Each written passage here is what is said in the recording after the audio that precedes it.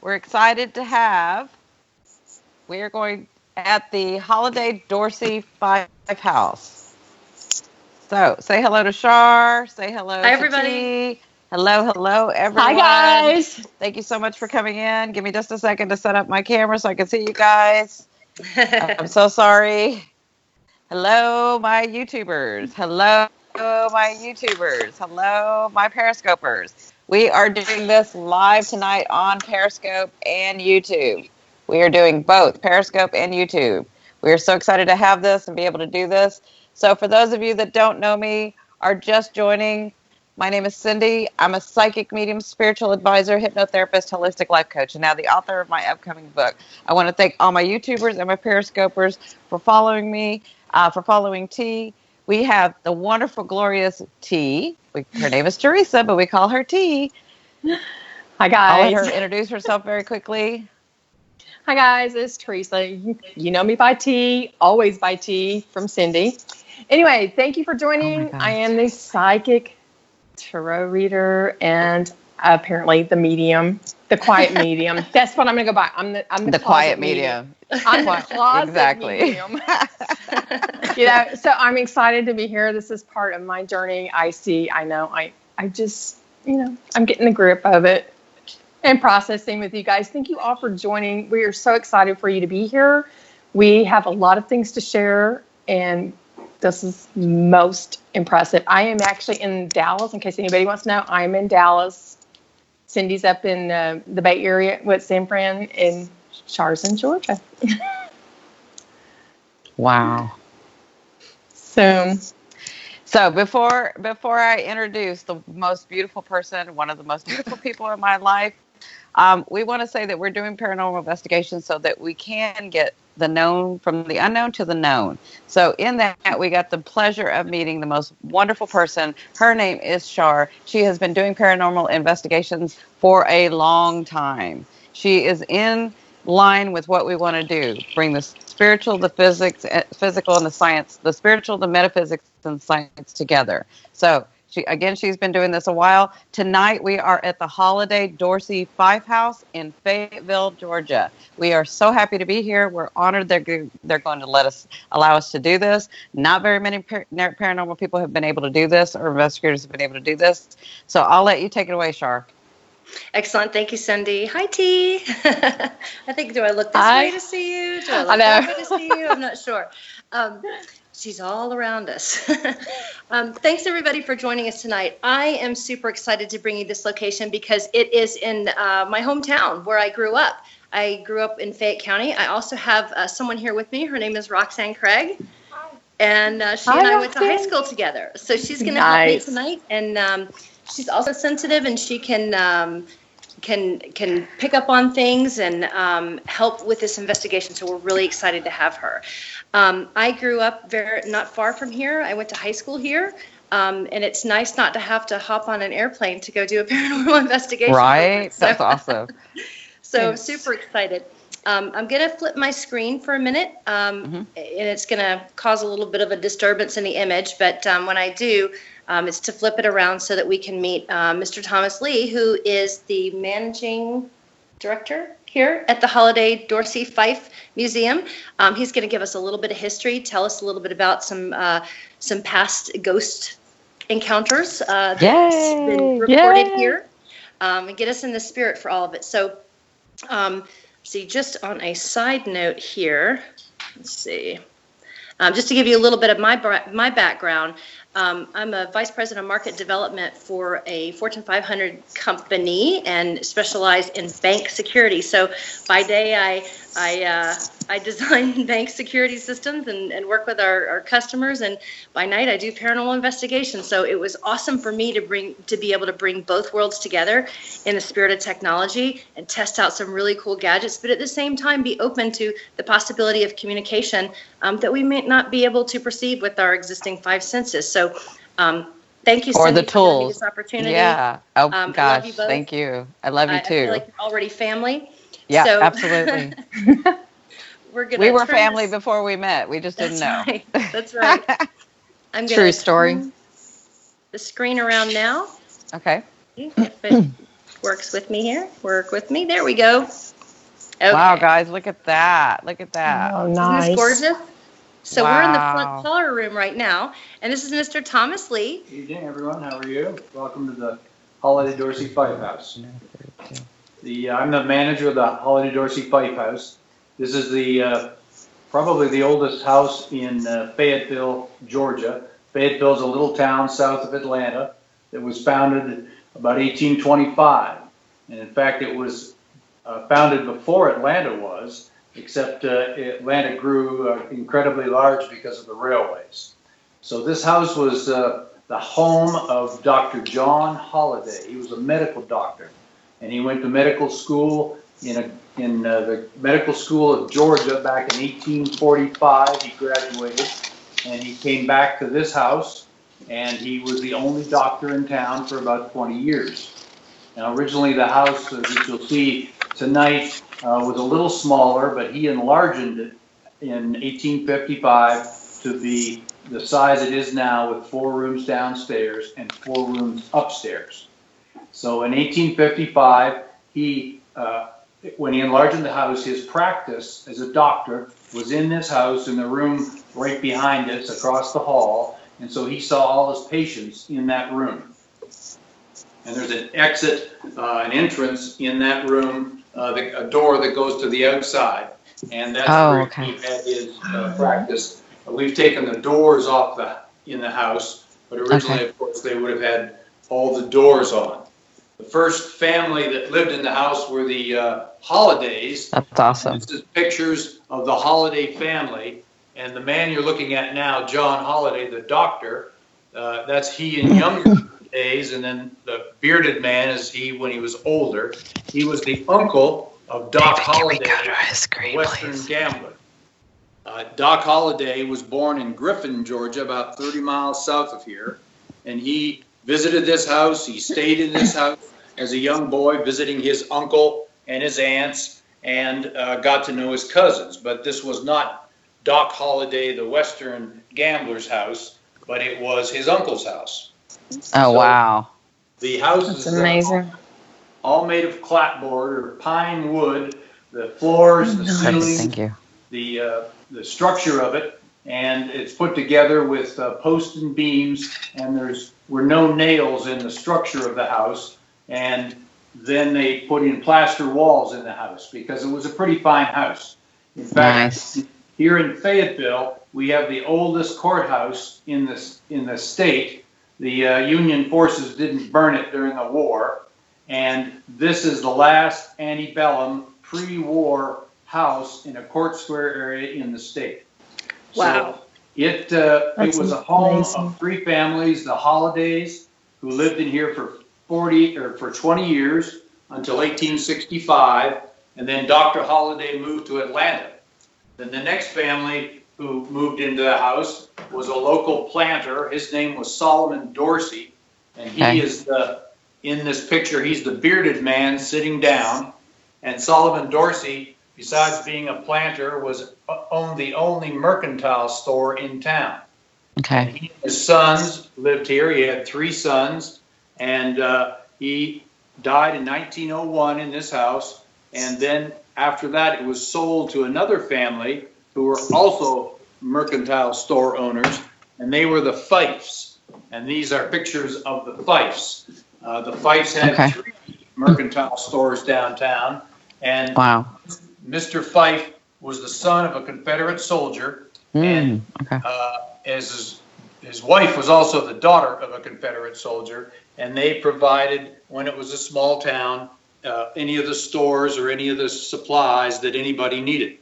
So after about 1968, when the last Fife son died, it was sold, and it was a law office for a while, then a telephone exchange, and then the city wanted to tear it down to make it a parking lot. But a group of ladies got together and created an association to save the house, because they knew that Dr. John Holliday, the man who built the house, who was a medical doctor, was the uncle of Doc Holliday, the man who was a dentist and went out and was at the shootout of OK Corral. So eventually they got enough support, and then the city of Fayetteville bought it and restored it, and it sits here today as a museum. Okay. And Mr. Thomas, do you guys give tours of that daily, Yes. or how does the schedule usually work? The house is open on Tuesdays from 10 o'clock to 3 o'clock, right through Saturday, 10 o'clock to 3 o'clock. And there's guided tours through the house, although any of the exhibits are available for anyone to walk through, and there's a small admission charge. Okay, perfect. Yeah, thank you. Because I know there's going to be a lot of people that are wanting to go there. Absolutely. Besides the house, the history of the families that lived here, the other connection that is important, and it's highlighted in one of the rooms, is Margaret Mitchell, the author of Gone with the Wind, was related to the Hollidays because they shared the same great-grandfather.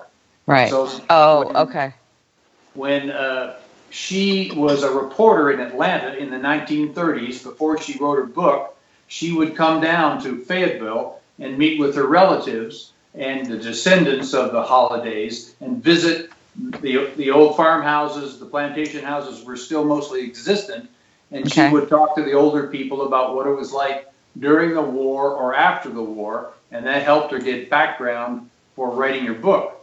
And so she visited here before she wrote her book, and then when it became the bestseller in the U.S. in 1936, until her death in 1939, she visited the town, in fact, visited this house a number of times. That's wonderful. The room across the way that you'll see in a few minutes, has replicas of the dresses that Vivian Leigh, who was Scarlett O'Hara in the movie, wore, and pictures from the movie. Wow. A number of the people that appeared in the movie, starred in the movie back in 1939, had actually visited this house. And only one of the cast that is still alive, Olivia de Havilland, who played Melanie, the sister of Scarlett O'Hara, is still alive today at 101. Wow. So we do have people, you can't see them live, but they are asking questions. So I do have two important questions that they really want to ask you. Sure. So one is there a connection between you and the house in some way for your lineage? How are you connected to the house? That was one question. Not from my lineage. I'm not related to any of the Hollidays. I'm from a county next door, Coweta County, in a town called Munin, but not related to the Hollidays at all. Okay, because they're probably going to come looking for you when they come into town and say, "Where's Thomas?" And then the second question they had is, could you tell us again where this is, where you're located? Because some people have come in late and they didn't hear the first part. So just let us know where you're located. You're in the town square area of Fayetteville, North Carolina. Excuse me, Fayetteville, Georgia. I used to live in Fayetteville. I did too. I said the same thing in the very beginning. No. Fayetteville, when I was in the service, Fayetteville, Georgia. It's about 30 miles south of Atlanta and south of the Atlanta airport. And it's a small town, and it's the county seat with the courthouse of Fayette County. And Fayette County is named after the Marquis de Lafayette, who was a French nobleman who served in the American Army during the Revolution. So Lafayette came back to the United States on the 50th anniversary of the Revolution, and he was a great hero, and he toured through Georgia. He didn't come here, but when the county was founded, they were looking for a prominent person to name it after, and so they named it Fayetteville and Fayette County. Oh, very nice. Okay, and then one more question before we go to the next part is, again, can you tell us, you do tours daily? Are there tours available, and when you're open? Yes, we do tours daily. It's when anyone comes in.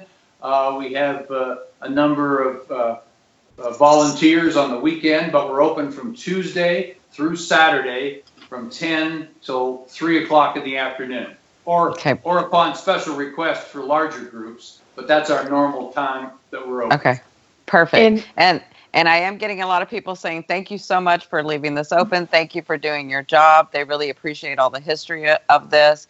And it's because of people like you that we get to go and visit these things and keep our history alive. So they're thanking you. You're welcome. So there's, as far as there's a number of people, of course, that lived in the house, have died in the house because the families, Solomon Dorsey, the second owner, and his wife lived and died in the house. Dr. Holliday, of course, he moved to Atlanta, but he did not, nor his family. But of course, he was a doctor in town, the only doctor, so it's not known how many people would have passed away here in his office. But yeah, one would expect that to be the case. Okay. During the 1861 to 65 war, that in Georgia we call it the war between the states, or it's known as the Civil War up north. This house was here. There were numbers of convalescing Confederate soldiers in the town, and then the town was also captured for a brief period by the Union cavalry in 1864. So Dr. Holliday presumably would have treated soldiers that were wounded here in the house because he was the only doctor here. Nice, very nice. There have been people that have visited the house, or people that have visited the house before or been volunteers have reported seeing apparitions at various times. There's been some reports even by a local policeman that he'd seen after hours someone in the second floor that looked like a man with a large wide-brimmed hat on. Then there were also people that had just walked in. We had a visitor 2 weeks ago. A woman walked into this room here through the hallway, and she turned around immediately and asked me who had died in the hallway. Of course, I didn't know, but she felt a presence of some death or some spirit in the hallway as you walked in the door. Wow. And can I ask you a question about this? Is there anybody that has complained of headaches or has headaches or maybe like felt pressure on the side of their head? Do you know of any stories from the past history of someone that would have either dealt with migraines or a blow to the head? It's like in the front on the right side. No headaches, but there was a man who lived in the house. His father, he was a Dorsey. His father bought the house in 1871, and his name was John Manson Dorsey, and he had been a soldier during the war. He was wounded at Gettysburg in the head, came back to the house. He'd been a flag bearer in his unit, came back to the house with the flag in 1863 after the Battle of Gettysburg, and lived in the house the rest of his life. And he's reported to have been seen, either he or his father, in the house at some time in the past. And Dorsey was wounded enough, seriously enough, in the head that he really never recovered and had a regular job after that.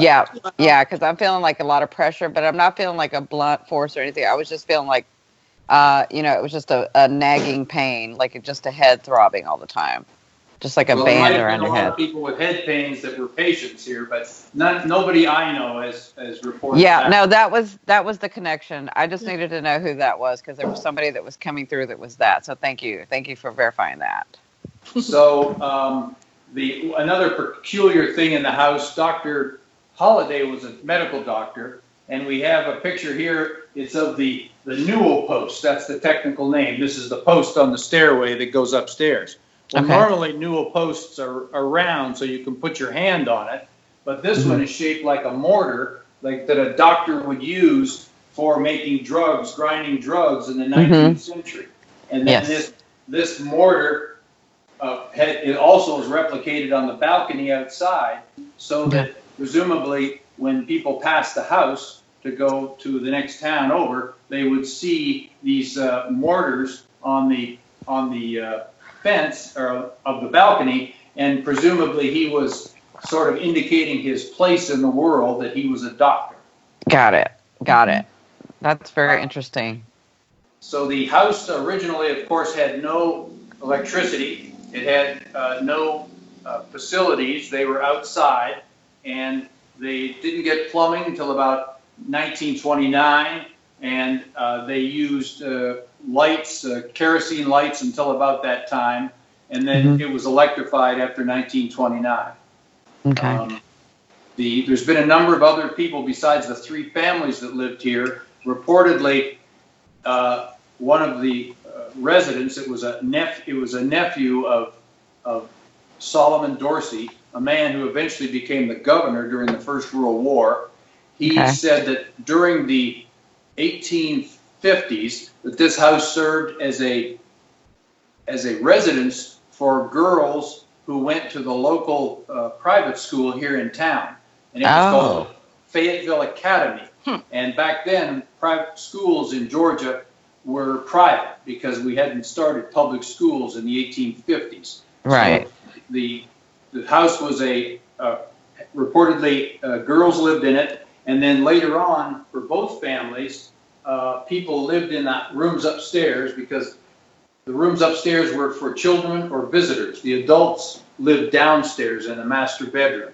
But the visitors included even one congressman and his wife in 1917 who was waiting to build his house. He was from Fayetteville, but he was friends of the Fifes, so he and his new wife stayed in the house until their residence was built sometime later. So there's lots of different types of people that have actually lived in the house.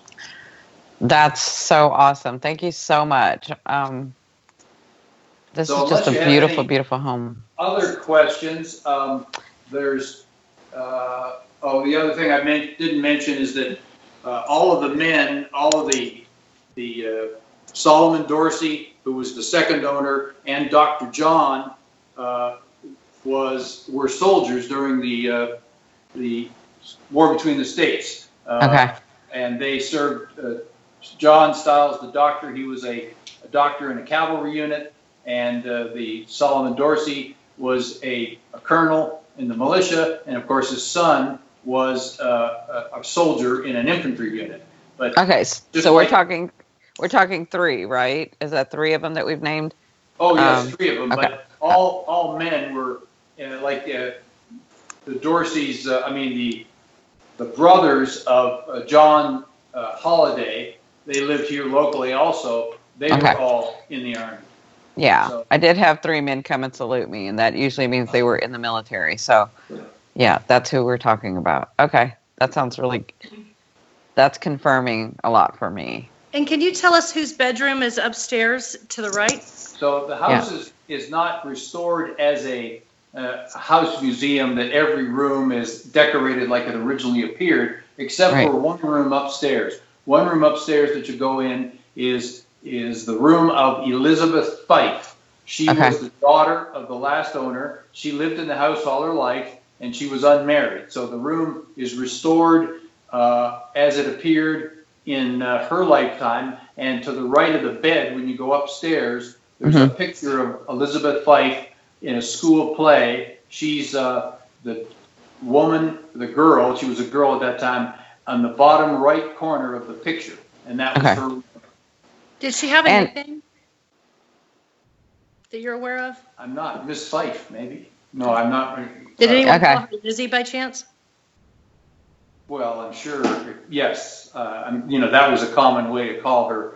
Any woman with the name of Elizabeth, Lizzie, yes. So, does that picture have her with the long dress? Is she older in that picture? She's in a dress. She's dressed up. It's not there. It's upstairs. Oh, it's not there. It's by the bed. Okay. Yeah, so that's okay. That's why I'm asking him, because it's not there yet. I want him to, because this is the way she came to me, was in that long dress and almost flowing. Just sort of flowing with... Yeah, I'd say because she's in a school play with a bunch of other girls, and they're dressed all in white, and they're sort of long, fluffy dresses. Yes, that's the one that I saw yesterday that I told these two about. So she was just making her presence known to me. So was she sort of the caretaker of the house? She feels like, to me, because she feels like she sort of still takes care of the house, and she likes everything sort of in their place. She enjoys the luxury of it. It's the ambiance.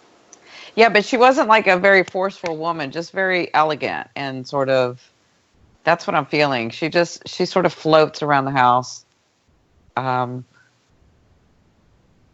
she's just showing me how she'll bring me upstairs, and then she's just showing me around the house. She likes what's there, but she's just sort of making her presence known, like she handled the house at the time. And there have been other reports by the prior manager. He's when he's been here alone, he's reported unknown noises and sounds that have happened in the house, things crashing to the ground, although nothing actually crashed to the ground. They had circumstances where we've had one volunteer guide, a woman, who anytime that a Dorsey descendant, that were the second owners, comes into the house, something odd happens. And the last time something odd happened to her is that we have a record player here that plays music of the period. And when a Dorsey was here and visiting, and she was giving the tour to that family, the music kept going higher and higher. She would go turn it down, it would go up, and it would go up. So she claims that anytime, she always asks anybody who comes to the house whether they're a Dorsey, just if they are, she expects something odd to happen. Yeah, so you want to tell him, Shar? We happen to have a Dorsey right here. Oh, very good. Yeah. It's just not in the house, so maybe nothing odd will happen. I don't know. It was a shocker shocker to me as well. I'm sorry, go ahead. Shocker. Oh, there's a Dorsey on Periscope that says, "I'm a Dorsey and can confirm this." All right. Yeah. Yeah, for the Dorsey family, we're besides the Dorseys who lived here, we have a picture on the wall. There were a number of them, even back in the early 20th century, who lived in the Atlanta area, and there's still many around here that are Dorseys. And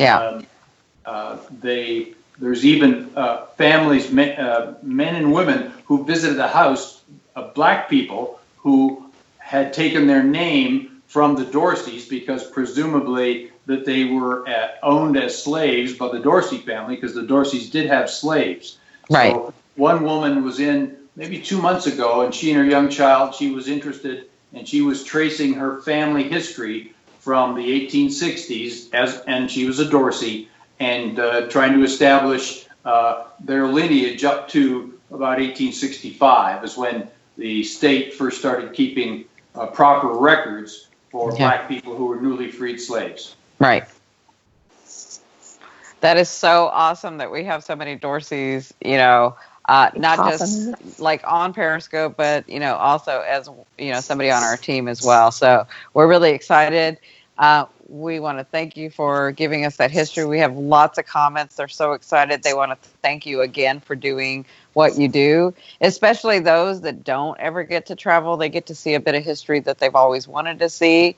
And so with you allowing us to do this, it's just a great, wonderful thing. So you're welcome. One thing I do want to say on that note is that all the pictures that you see of all the three families were donated or these aren't the originals, but the families allowed us to copy their family records and their personal pictures, and that's how we got these pictures when the house was opened about 17 years ago. So wow. It's only because of the families that still care about the history of their family, and many of them come to visit the house, and that's why you see the things you do here, the displays. And so we think it's really important that a visitor is able to visualize who actually lived here, who actually visited here. And absolutely. That's what these displays give you. Yeah, absolutely. And again, we want to say that we are in Fayetteville, Georgia. There you go. Right? Not Arkansas, not North Carolina. There is a Fayetteville, North Carolina. I was there too. But it's Fayetteville, Georgia. So we're here at the Holliday Dorcey Fife Museum, the Holliday Dorcey Fife House. We're going to be doing a paranormal investigation. So please be sure to like, share, subscribe on YouTube. Hello, my YouTubers. Please be sure to share and invite your followers. Please be sure to tweet this out. As Thomas said, he is available. They have tours but for smaller groups or for bigger groups, and they are open from 9 to 3 on which days, Thomas? Tuesday through Saturday. Tuesday through Saturday.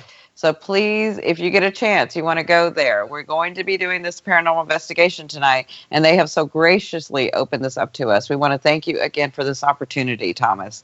And we want to thank you for your beautiful history that you've given people. Thank you. Well, thank you very much. Enjoy your visit. Thank you. It will be. It always is. Yeah. Thank you, Thomas. Thank you so much. Thank you, Thomas. All right. So what did you guys think? Pretty interesting stuff, huh? Pretty amazing wow. place. Isn't it an amazing place? Wow. That's great history. I want to show you guys something real quick because this was fascinating to me. These are actual objects that were found in the home during various renovations. And I think it's so neat to have something here that was actually part of the people who lived here. Thomas was telling me the story about the shoes. Can you tell me the story about the shoes before you go? Sure. So when they restored this house, the house had plaster walls, and there was no insulation. So they took out the plaster walls because they were damaged. And when they took out the plaster walls, they found this pair of shoes. These are girls' shoes that were hidden in the plaster wall for 160 years.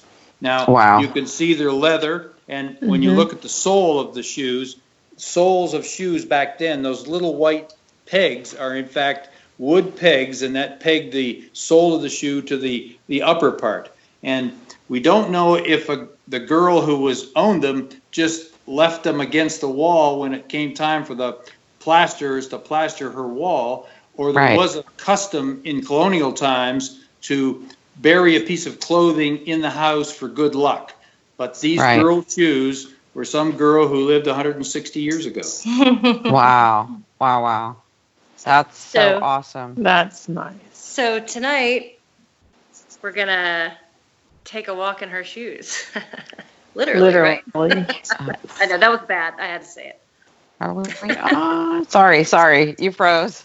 All right, so I know. we have a room set up upstairs. We're going to start in Elizabeth's room because I think it's going to probably be one of the most exciting. Then we're going to move into the veterans hall or the veterans room.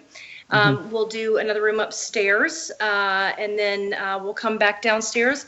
We'll start in the parlor. We'll go across to Dr. Holliday's office and his clinic where he practiced. And then we'll finish up probably in the museum area. Okay. If there's a particular place that you guys want to go, my phone died. This battery is fully charged. Okay. Oh, wow. Yeah. It's already starting. So, so guys, be sure to like, share, and subscribe. David, can you put all three of us on camera, please? Yay. We're going to give, Sharla's, hi, my YouTubers. Love you. Miss you. Haven't seen you guys in a while. Please be sure to thumbs up, like. Please be sure to share this. Take it out. Hello, my YouTubers. Now I'm going to be talking to my Periscopers. Hi, gorgeous ones. Thank you so much for sharing, liking, inviting followers. I have opened it up for those of you that aren't following me. You can still chat. Love you too. Though we have T. Everybody knows her as Teresa. We call her T. She's my T because we have so many Teresas that I call her T. She's my T. So she's my cup of tea. So Shar is right on the other side of T. You guys know T. She was on YouTube with me, we have been over on Periscope. Then right over beside her is Sharla. I call her Shar because I like to just call people different names. I don't know. It's just who I am. A lot of people call me Shar, so I am okay with that. Hey guys. So Shar is the beautiful investigator that has come into our lives. We have started doing paranormal investigations. We are missing one of our guys, and that is Oni, the beautiful lip gloss boss. Oni, he is feeling under the weather right now. As his spiritual advisor, I advised him to take some time off. There is no way that I want to go into an investigation with someone not feeling well. So he's taken the week off, but Shar is here at the Holliday Dorcey Fife Museum. So she is setting up some stuff now. I may stop it for a minute and then we'll start up again on my Periscope very quickly. So I'm kind of seeing that it's not going very far. So I may stop it and then start it again. So I'm going to we'll be still on YouTube, but I wanted to say hello to my YouTubers. Shar, can you say hello and let them know where you come from and what you do here? Hi, everybody. I'm Sharla Hardin. I'm the paranormal investigator, and we are on site in Fayetteville, Georgia at the Holliday Dorcey Fife House. And can you introduce your friend with you? Yes, sorry. This is Roxanne. Roxanne and I actually go back a long time, more years than either one of us care to mention, since we're, 25 again. Yeah. But we grew up together, went to high school together, and she has always been interested in doing this and has gone on a few events. So tonight she's coming along to help me, and I'm really excited. Yeah, we're excited. Yay! So at this point right now, we always do this when we start an investigation. So Thomas just took us through the history.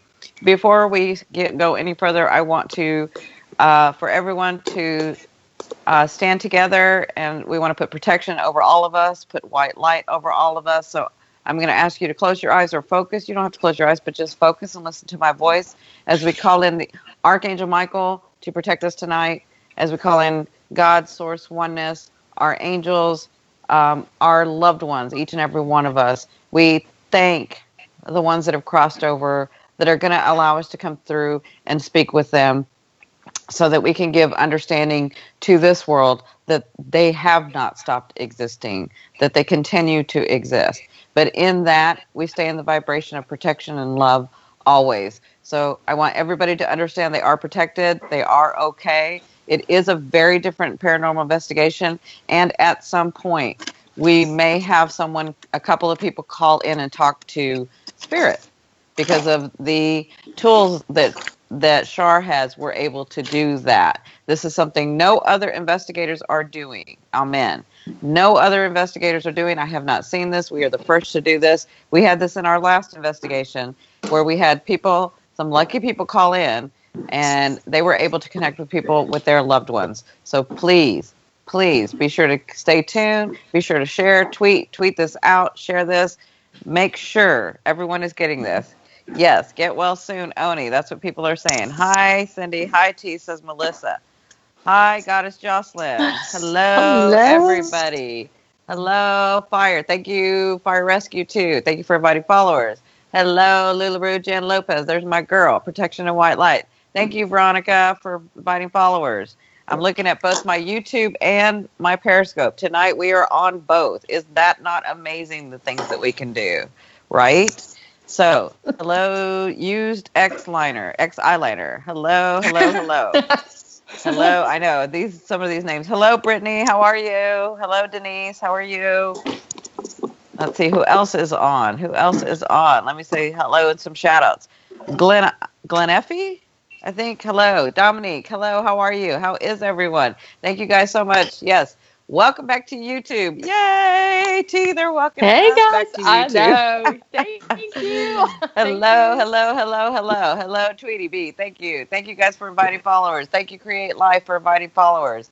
Thank you. My YouTube channel is YourIndigoPath, for those of you that want to go over there and watch from there.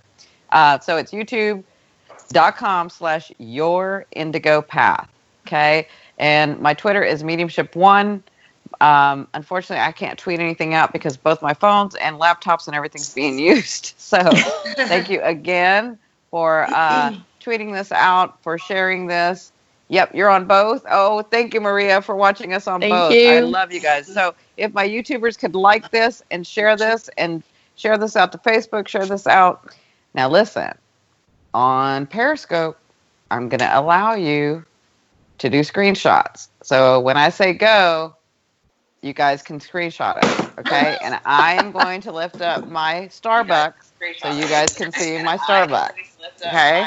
So when I count to 3, I'm going to do my Starbucks shot, and then you guys can screenshot me all you want. I know you guys, some of you love to screenshot, okay? So are we ready? Here we go.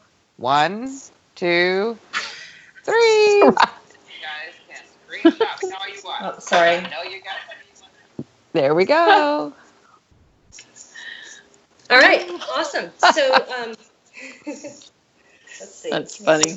Started here. T, where's your Starbucks? You're watching on both. There's her Can you Starbucks. see it? She's got Starbucks. It's the Thank you guys for screenshotting. Thank you for screenshotting. T's got her cup. I've got my Starbucks. It's right. Starbucks model. Here we go. T and myself. Love Starbucks.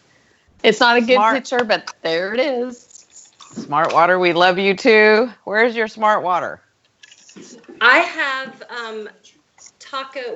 twisted taco water tonight. Oh, twisted taco water. Yeah. Oni is the smart water, and usually Oni and Shar do smart water, and T and I do Starbucks.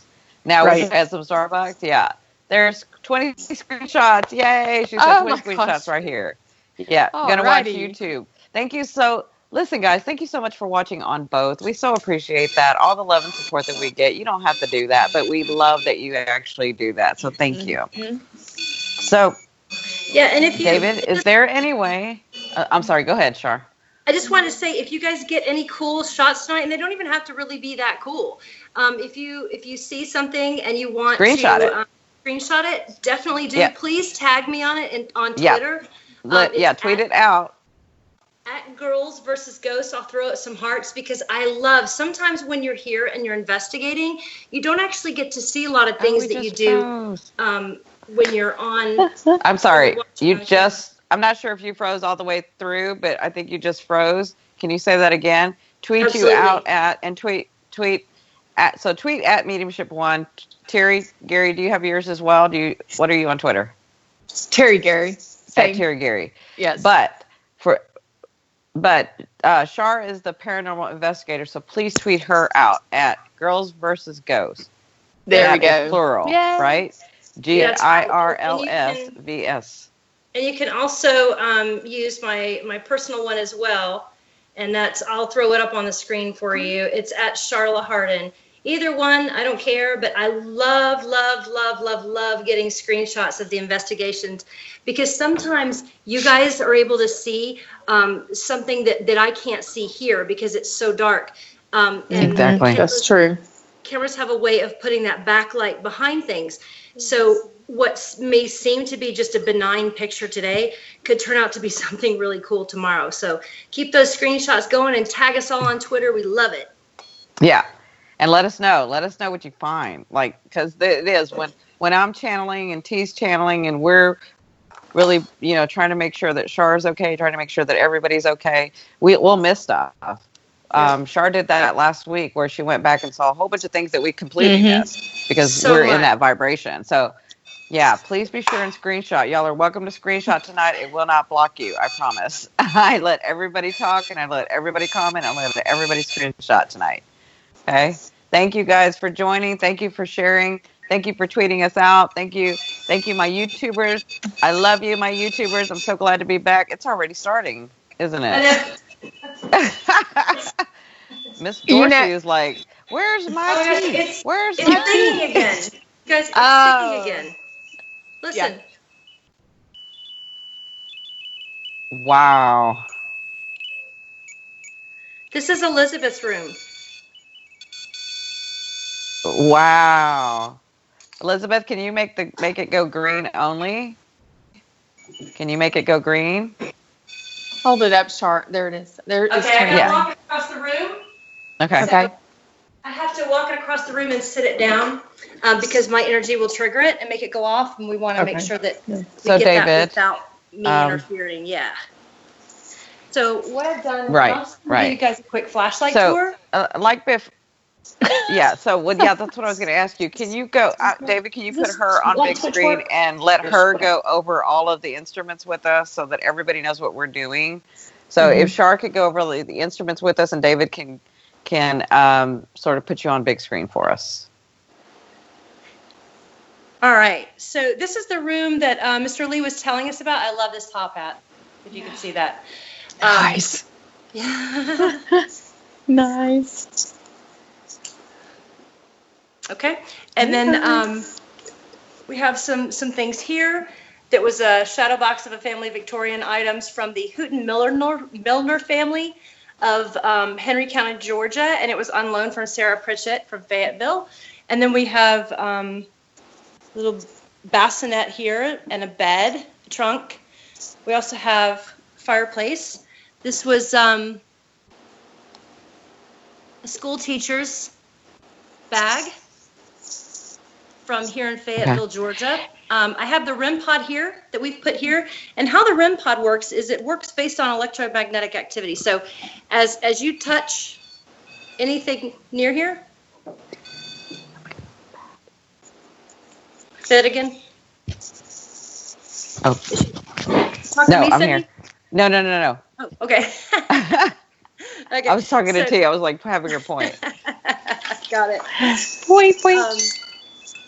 So this device is based off of touch sensor. I don't know why the other two lights aren't going off, but it hasn't been right ever since we left Savannah. And of course, it didn't help that I broke it the night before either. I was able to solder it back together in some points, but but it'll still, if you get close enough to it, it'll work. So any spirits in the room, you can feel free to come and play with the antenna, and you can make the light go off. I don't know if they'll be able to make all the lights go off because it seems to be the only one working right now is green. Well, didn't the white one go off earlier too? I think the white one went off too. Yeah, I think it's just not acting right. So which one? Well, we all know that, it doesn't need to act right because in the last investigation, didn't we have where you turned that one device completely off and it was still working? Yes, Yeah. the power was off on the REM. So if you let us know what the other colors are, we can ask them to do those colors that aren't usually coming on. It has a red, an orange, and a green. And then this one is the Periscope unit, and this one works off static electricity. Again, it's really hard to make this one false. If you touch this, it's probably not going to go off. But when it does go off, you will know it, and it will be a valid read. I have to show you guys something, Cindy. Okay. And T, these, I'm just going to put the label here on the camera for you. Ooh. What is that? That's Tuesday night. Yeah. Oh my gosh. Yeah. Can you imagine wearing these? Oh my gosh. No thanks, Wow. I'm good. Yeah, that wouldn't be clothing for you, especially or in the you. hot So Georgia type summer. A. There's no way. Right? Okay, so that's why we were born in the time we were born in, because we couldn't handle that stuff. That's right. So we've got our REM pod, and I'm going to try and find a new battery. I think it's probably the battery's getting low for that. And we've got our Periscope unit. We also have our SB7, which we'll crank up in a little bit. And we're going to start off. Let's see this. The Obelisk 5. Oh, that's Elizabeth. Isn't that T? That's T's favorite, right? That one's T's favorite. Yes, this is the picture, Cindy. And she's right here. Yep, that's her. That's what I saw. That's who I saw. Not what I saw, but that's who I saw. Yeah. That was the white dress, right? Yeah.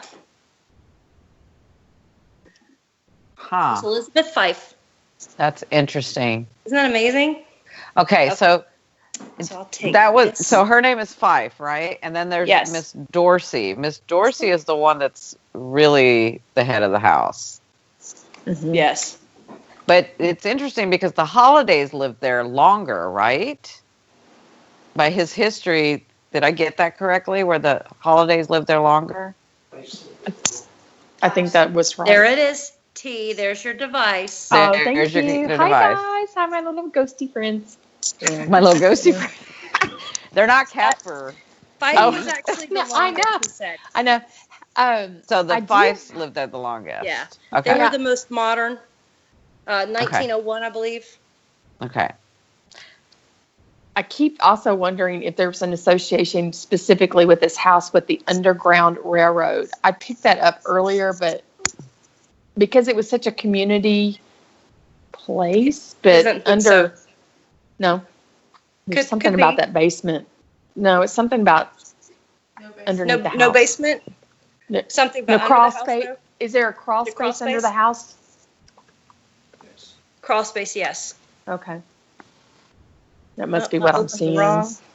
So, those of you that have just joined, thank you so much for joining. We are right now talking to Sharla, the paranormal investigator. We do paranormal investigations on Thursdays. We are on YouTube and Periscope. Thank you so much, my YouTubers. You can go to youtube.com / YourIndigoPath, or you can find us at Periscope at Medium Cindy for my channel that we're on right now, or Terry Geary, or at Girls versus Ghosts. Okay, and that's plural. So right now we are in Fayetteville, Georgia.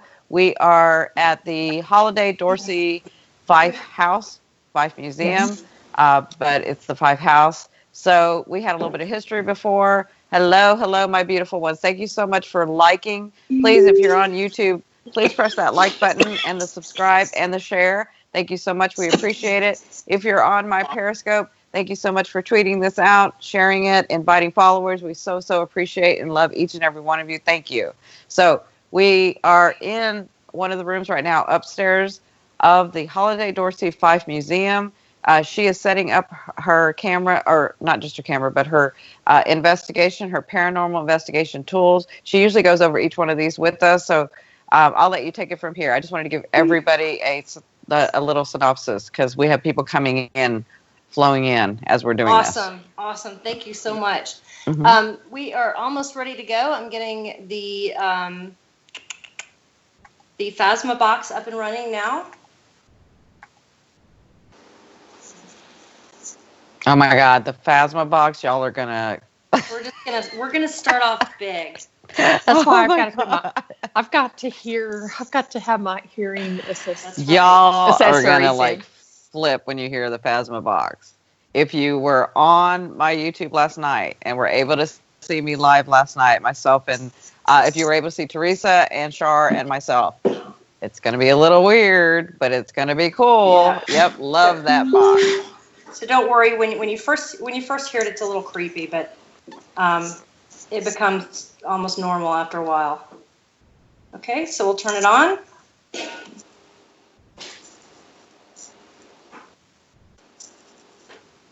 Phasma box encountered an error.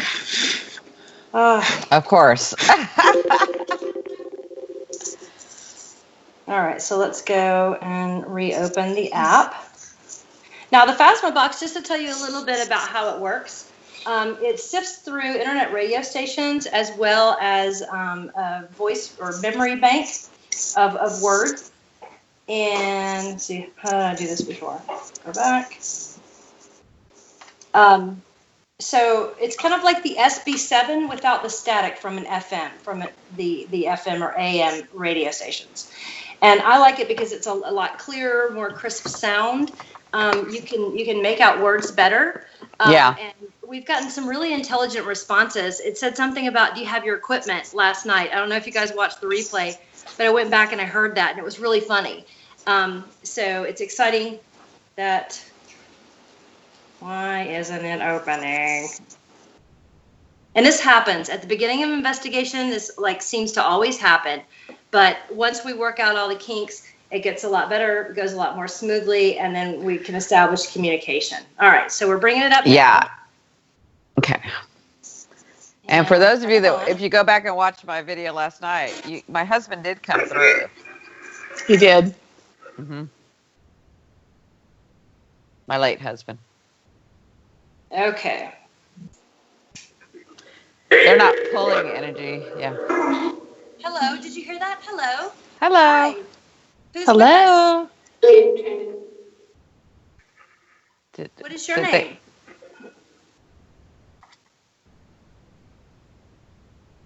Is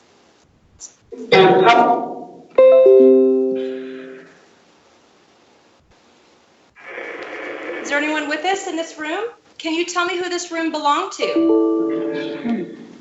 Me? Who are you?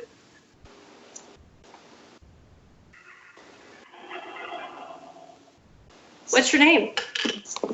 Thanks for having us here tonight. This is a beautiful house, and we're very excited to be here, and we would love to make contact with you and hear from you.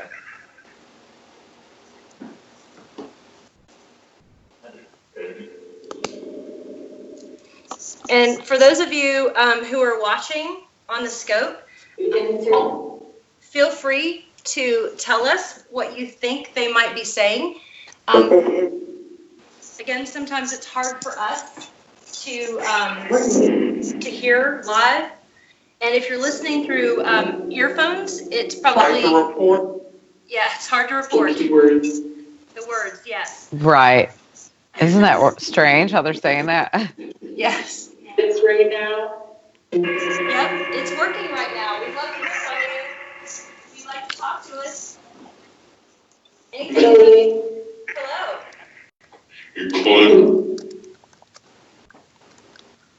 Come on. We climbed the stairs. We're here.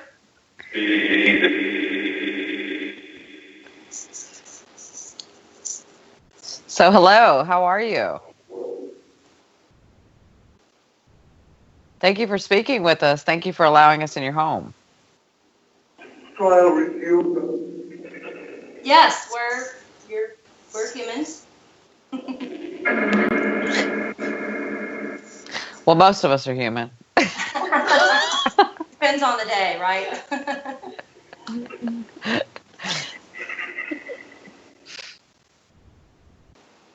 Hello, it's nice to meet you. Thank you for sharing with us. Who are we speaking with? Yes. So let's start with some yes or no. So somebody's questions. saying that it sounds like two men and a woman. Faith? That's what they're hearing. We do. We come with love and light. Absolutely. Absolutely.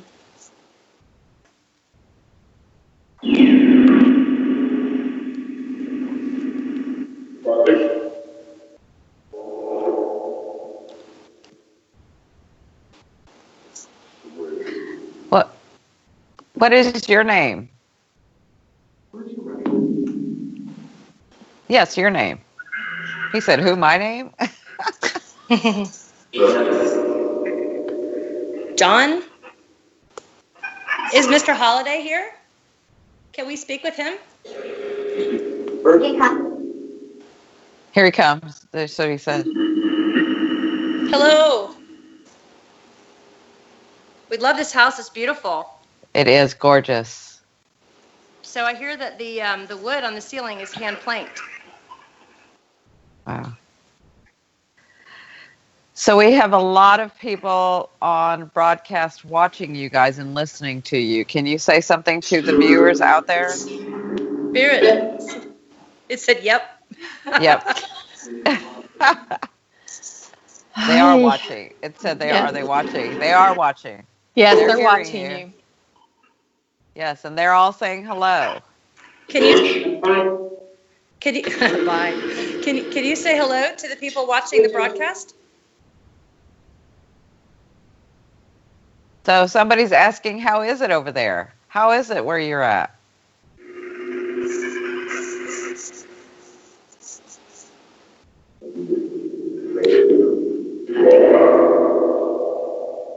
What did it say, Shar?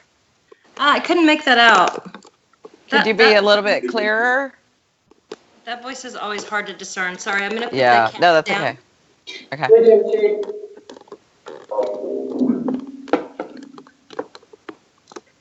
Can you try again to let us know how it is over there? The viewers would like to know how it is over there. How is it over there?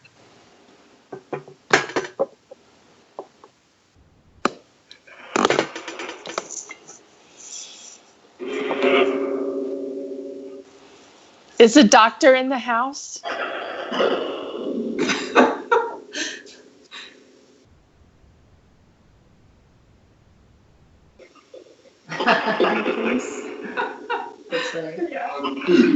So we have a question from a viewer that's asking, what do you do with your time there? Is time the same for you or not the same for you as it is for us? No. It's continuous?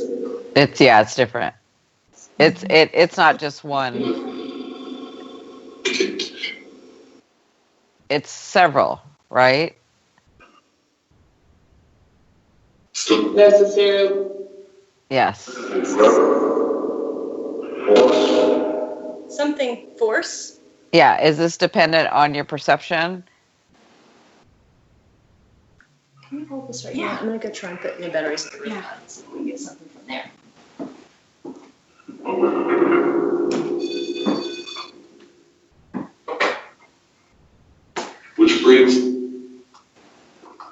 Yes, we're friends. We are friends. Do these candles normally come on in these windows? Do those candles normally come on in those windows? Do they normally come on? Do you get bored? One of the viewers would like to know, do you get bored? This one isn't on, so I was wondering.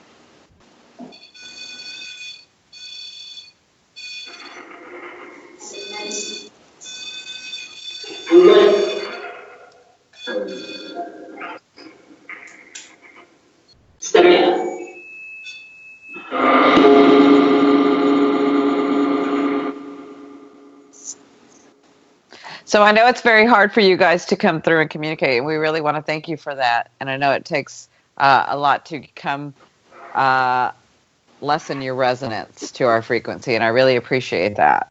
So is there anything that's really important that you'd like to tell the viewers?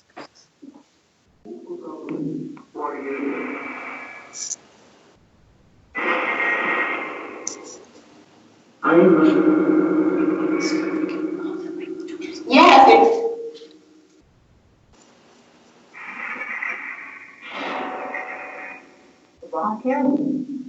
Volunteering? Mm-hmm. Local government. Oh. So are you wanting us to do you want us to go next door? To the next room? Sure. Sure. Okay. All right, well, we'll pack up and go there. Sometimes if you don't get activity in a certain room, it's okay. Just keep going, keep moving, and follow me. Follow me? Follow Nice. me. Okay, all right, we'll follow you. Do you want me to grab one of those?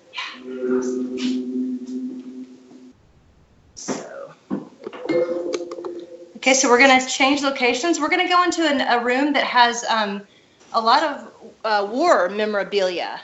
That was one of the rooms that I was looking forward to the most going to, because I have so many veterans in my family. Every World War, every... Oh, yeah. I think all three of us do. I know I do. Yeah. Definitely. Soldiers from the South. Yeah. In between. Okay, so we're going to go. And I'm sure a lot of viewers do as well.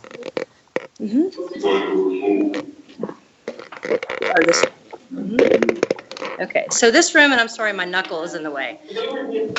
Yep, we're here. So, where's my knuckle? Oh. I'm going to set the camera down for just a second and get situated. Somebody said follow him where? When he said follow me. So if you can see all the different levels of memorabilia here, and there's a special story about the lady in this uniform that I'll tell you a little bit later. Oh, isn't that tiny? You did say that was tiny. Yes. Look how tiny. What? What was that? I don't know. Okay, so we'll put this here.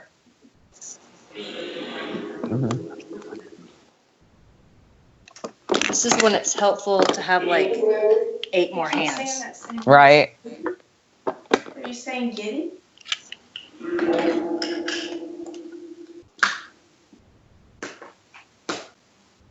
sorry, I didn't get it.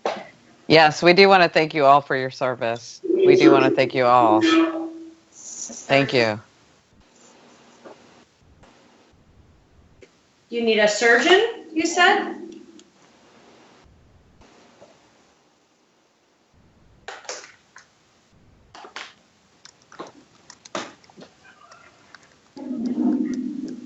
Okay. So just to give you guys kind of a quick tour of this room.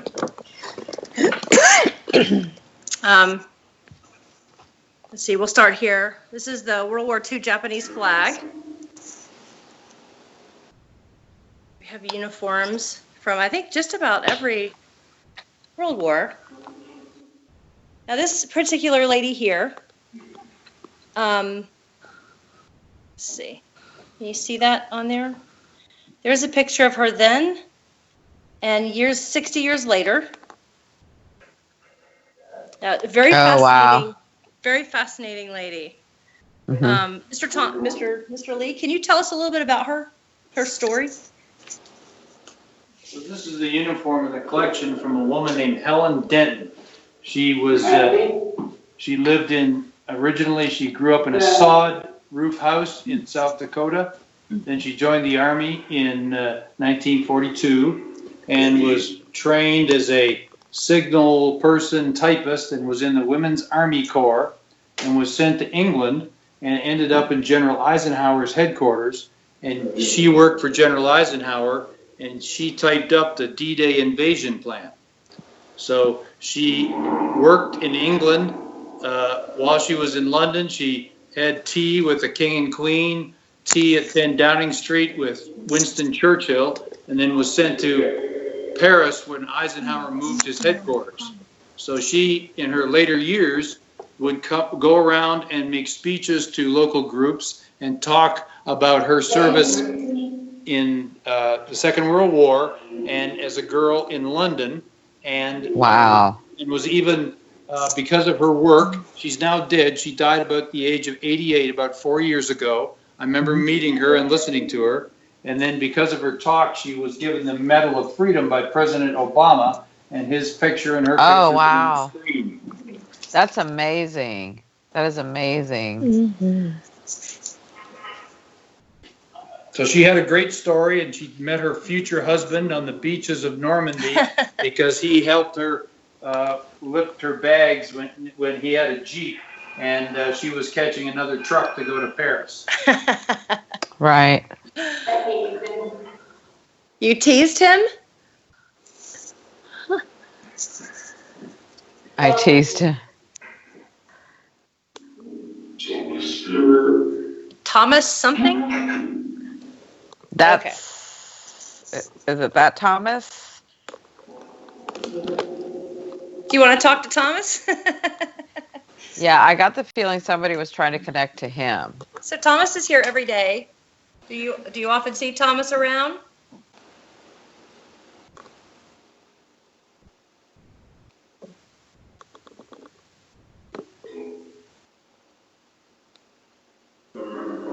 Uniform, that's right.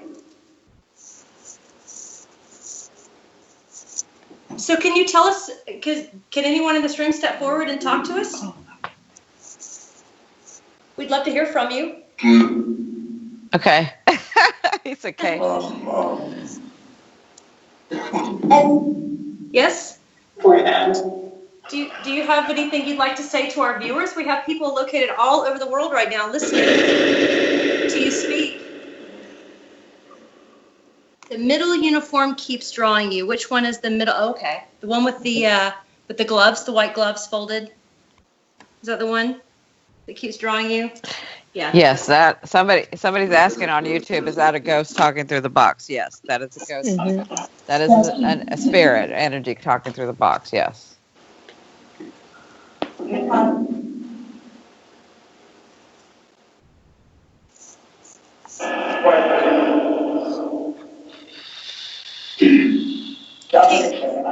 I think they said T. T, do you want to ask some questions? T.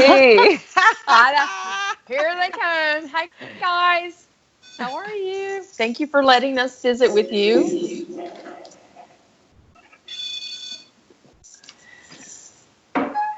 Can we have your name, please?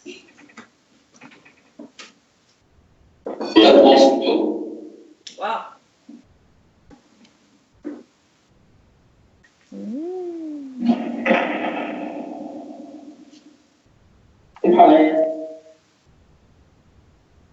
Are there quite?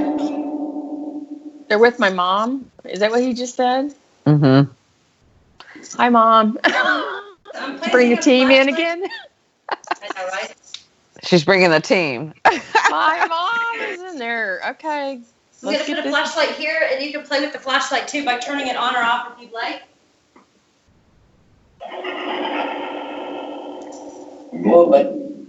Yep, you just push your energy through it and it'll turn on or off. You feel free to play with any of the toys we have located around the room. Can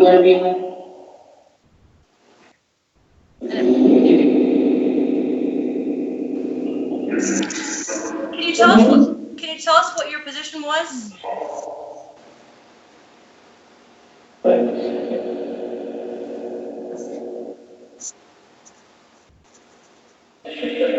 there someone from the Army here? I did hear Sergeant.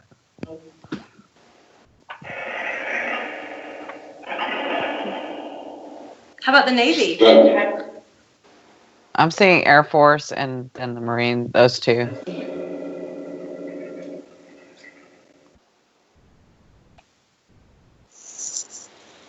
Who is the young guy that's the Marine?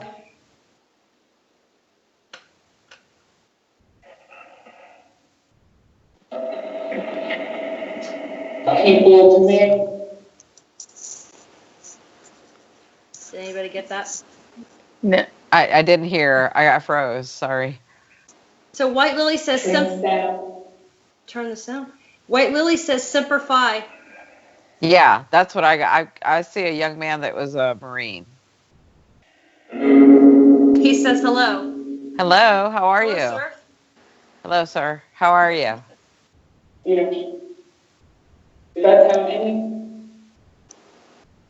I'm sorry, what did he say?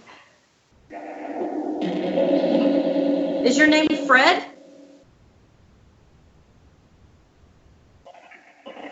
Is your name Mike?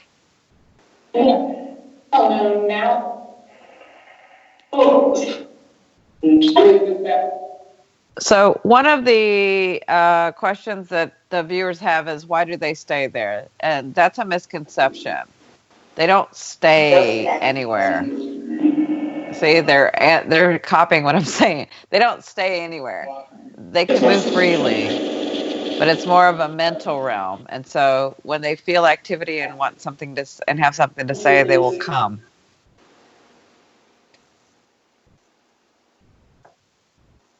Shar, your screen's out. Oh, sorry. It just said my battery was running low. Yeah. That's okay. I'll go downstairs and charge it in a minute. That's okay. Go to the next room. Well, we may. Okay. Is there a William in there? Is there what? A William? Is there a William? A William. Is there a William here?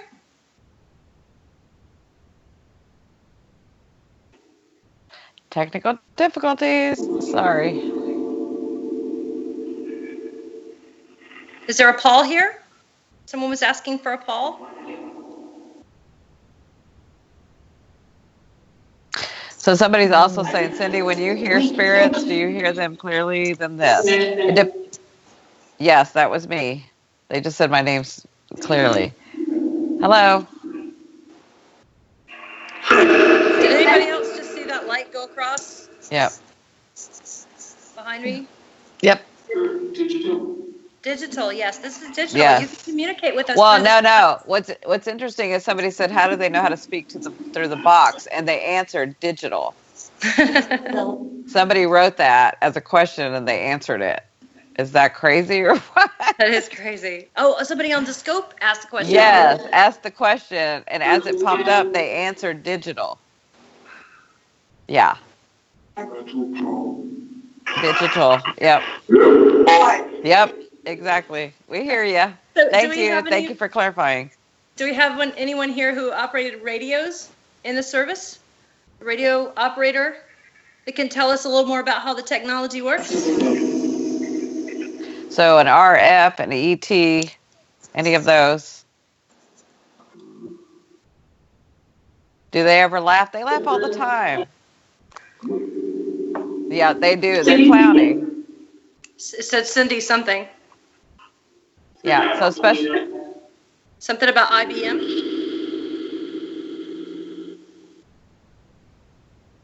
I'm not sure, so you guys for us. Yeah, so special forces. My husband came. Somebody asked if special forces ever come through. I said, yeah, my husband came through last night. So he was a SEAL, right? Yes, he was a SEAL.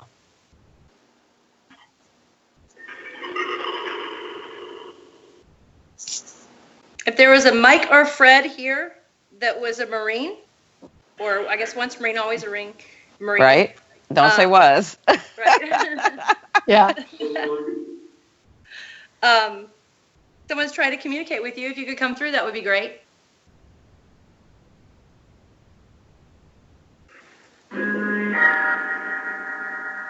Shit. That kind of sounded like something you'd hear in a boat. No. Remember what they did last time, Shar? They had that big boat sound. Yeah.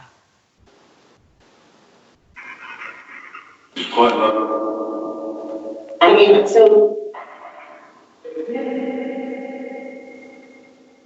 So I see a soldier's handbook here. A Vietnam War era combat helmet. Yeah. So they're asking in the crowd, can someone from Dallas come through? Yeah.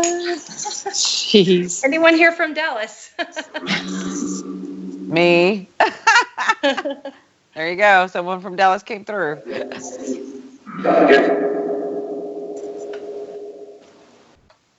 What was it like being in the service? In your era, in your time?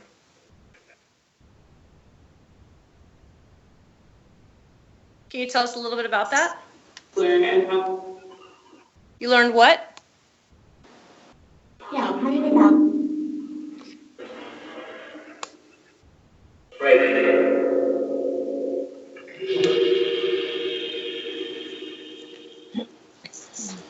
So anyone from my family want to come through? Who's in the service?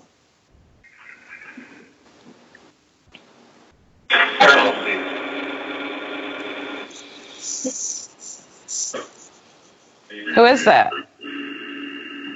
Who is that?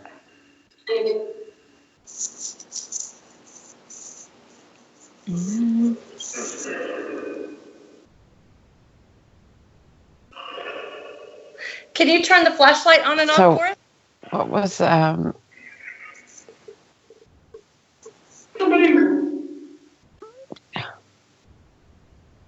Can we have one of the I'm sorry, what was her name? The one that wore the dress, the military dress? Elizabeth, right? Helen. Okay. But I just heard Elizabeth too, so maybe Elizabeth's here with us. Elizabeth's in there. She was in the first room. Yeah, so we'd like to find out who the woman that's in the house in that room. Who's that that's speaking? Cindy has a question she'd like to ask you. David, the video has been interrupted on YouTube. Machine app. Machine app. Yes, this is a machine app. Oh my gosh. You can come up to this device and talk directly into it. You believe we can hear you. Thomas, do you have any questions? Questions so far? Do you enjoy the visitors coming? Most of the time it's someone from here and bringing a visitor who's visiting from somewhere else in the country. Oh, wow. That's fine. Thomas, says your name again. So do you They enjoy really like Thomas, don't they? They do. Big car? Thomas, do you have a big car? You hear them laughing? They're laughing too. Do you enjoy Thomas? Do you enjoy Thomas taking care of this place? Everything's sweet. Are they doing a great job here? Vacuum? Do you vacuum, Tom? He vacuums, yes. He said yes, he vacuums. Does he sing while he vacuums? Because they like Does something Thomas- about him vacuuming. Does Thomas sing while he vacuums? Every That's awesome. So thank you for coming through. Anything else you want to tell us about this particular room?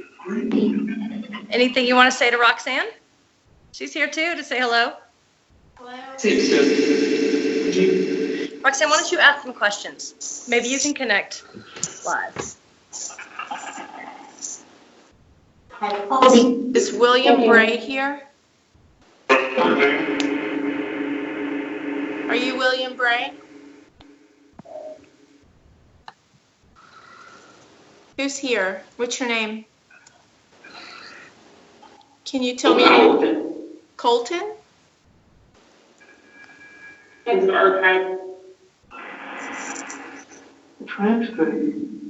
Transferred? That was I've never heard that voice before. Did you say you were transferred?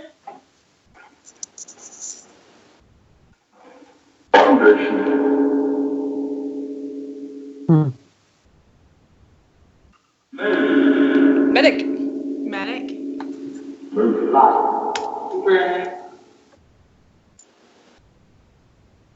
So we're going to head into the other room now. Is there anything you'd like to say before we go to the next room? Yeah. Okay. Sorry, Thank you. I can't open this page. Thank you for your communication. Thank you. We're going to say goodbye and head to the next room. Thank you so much. Goodbye. Thank you. Bye.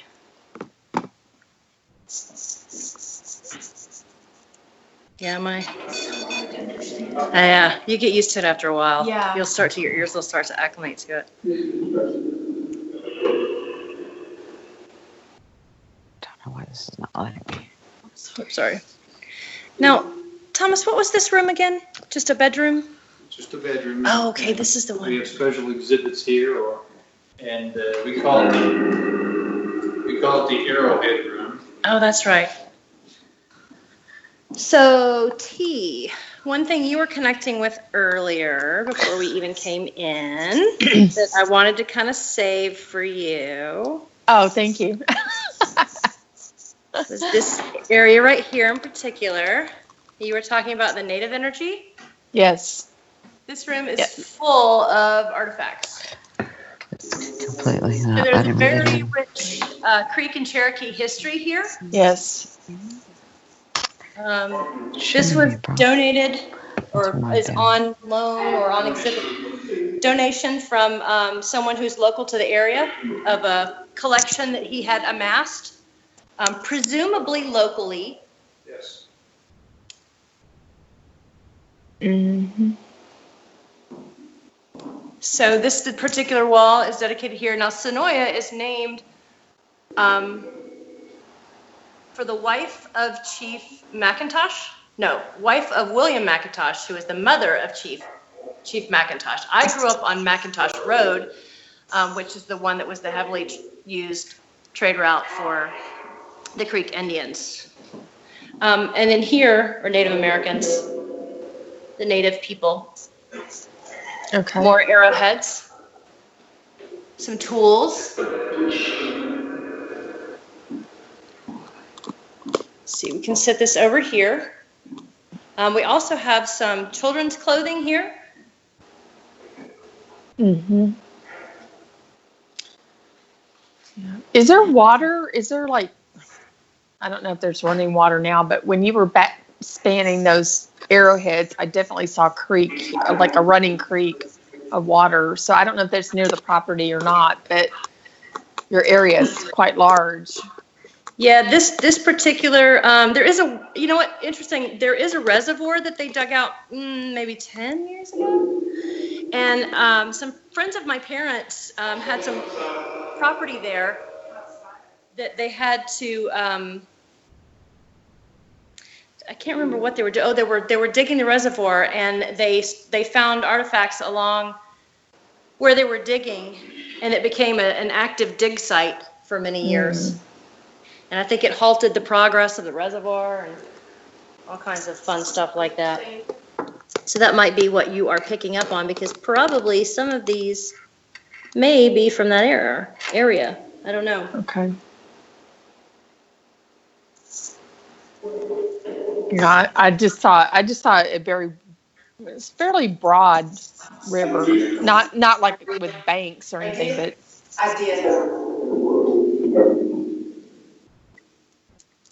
So I'm going to flip the screen around real quick. Sure.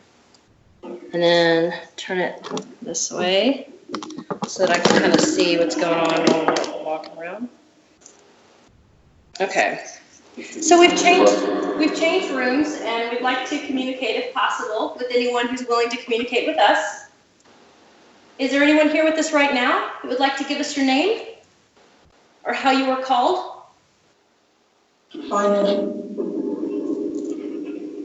Hello. Do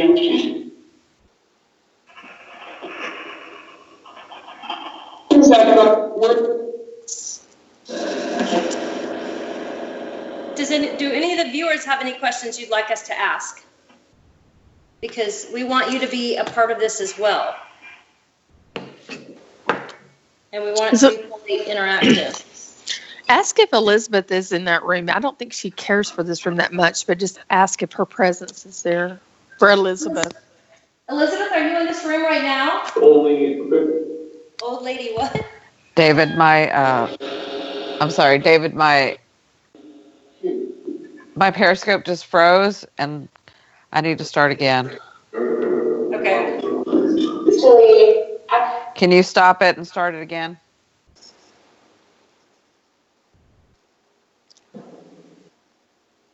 So we're going to stop Periscope for a minute. Sorry, guys.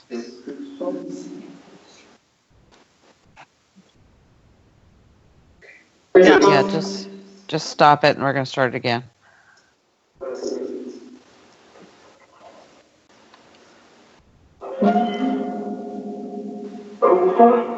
Yes, we have to restart. Just say we're good now.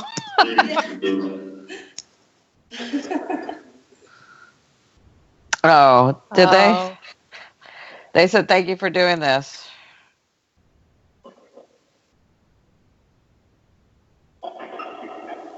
Even in terms of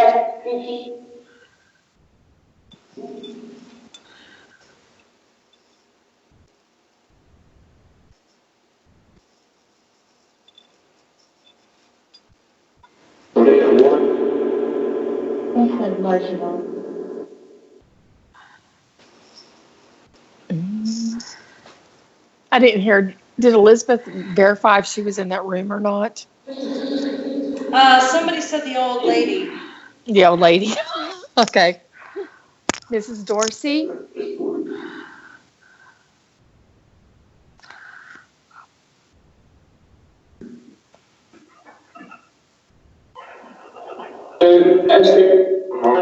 Ask her.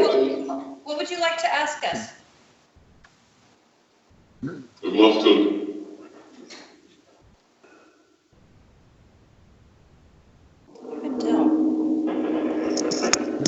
going to leave this with you. They had to restart the show. It crashed. Yeah. So I'm going to go grab some stuff. Do we have anything left in here?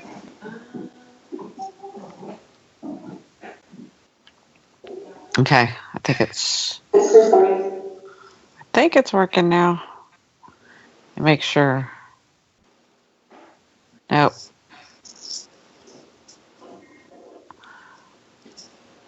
Why is it not working?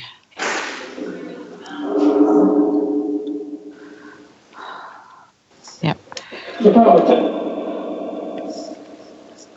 Can you guys help me start it again?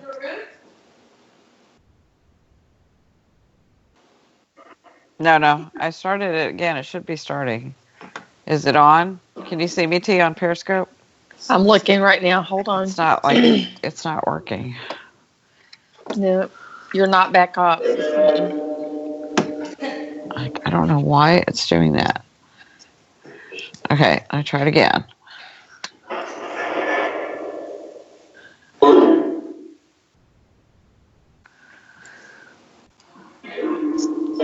Wow. All right. Hang on, I'm trying to get back in there. Did you hear it? It sounded like they were talking to each other. They said, set. Yeah, because I asked them to help if they could help.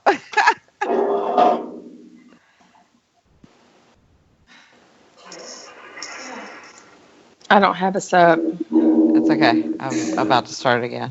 Okay. Yeah. Sorry about YouTubers. We're trying to fix something. We had to go back on Periscope, so.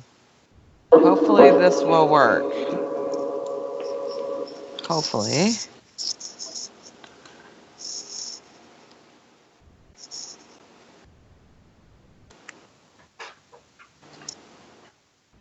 Here we go. There we go. Sorry, guys. Sorry. Yeah. And we're back. Sorry about that, guys. Sorry about that, guys. Can you tell, can one of the spirits here tell the viewers what just happened? Scanning?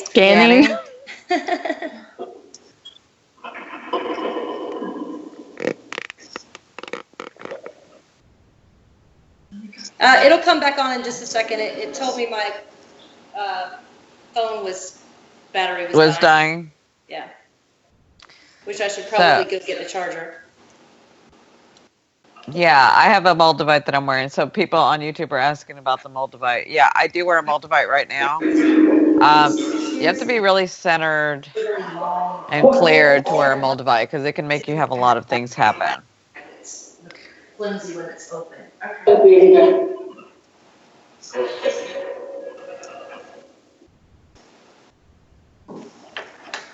So we have some people that want to communicate with you. Can you tell us what your name is? Hi there. You are what? I'm sorry, I didn't catch that. I thought I heard him say you are beautiful.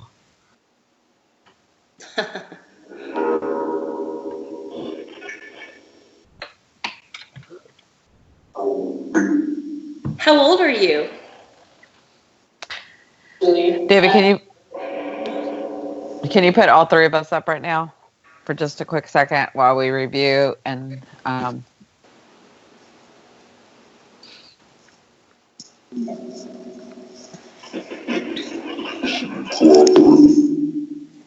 Is there anything we can do? Yes. We'll probably get downstairs. Hi, everyone. So, She's sorry, she's back.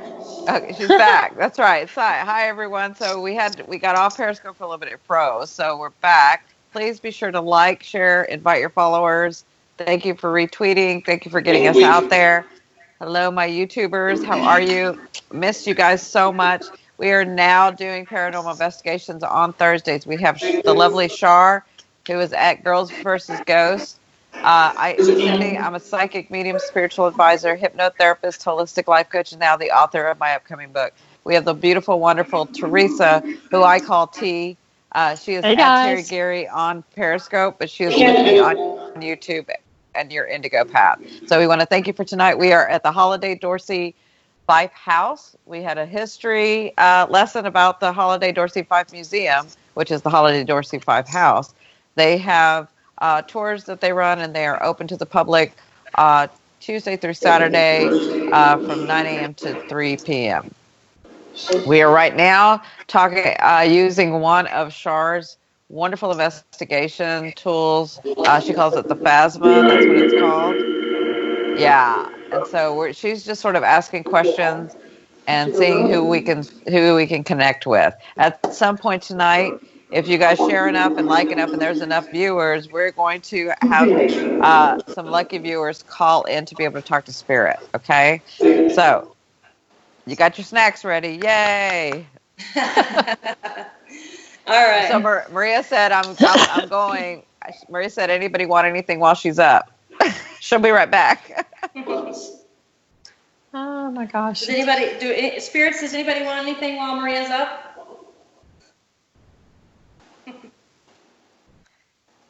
Anybody want anything, Spirit? So yes, are you happy that we're here? I do. Hi. We just got a green on are you happy that we're here? Yeah. I want to know so Shar, you want to explain that device to everyone since they some of them didn't see our last broadcast? Okay, so this device is the Ovilus 5. Obviously, there have been multiple generations of the Ovilus. This one is the latest and greatest. It's been put out. This particular mode that it's in right now is is true false mode, and you can presumably ask it questions and it'll tell you, it'll answer with yes or no. So spirits, are you able to communicate with us through this device through a series of yes no questions? That's T's favorite device. I love it. They're saying yes. Fatima Box said yes. Okay, and there's the green light. And then also, there's another mode that it has, and this particular mode is a dictionary mode, and it will actually give us some words sorted from a word bank. Here's dictionary mode. If there's any spirits that would like to communicate with us through this device, you're more than welcome to communicate through this device. You can pick out words, and we'll be able to read them and understand them. Yes, this is new. Yes, this is new. He said, listen. So do you hear that, Roxanne? Yeah. So you can come up to this. Yes. So you can come up. Did you say Sharla? You can, He did. Yep. Smith, that's my maiden name. That's kind of weird. Okay, creepy. So right. It says Faye. Faye. Alone. Is Faye here? Faye, are you here? Are you watching? This is, I have a friend, Faye. We were on Matt Jesso's Paracave radio show on Monday night. Oh. Love me some Faye. It says alone. Wow. Is there something, you have a message for my friend Faye?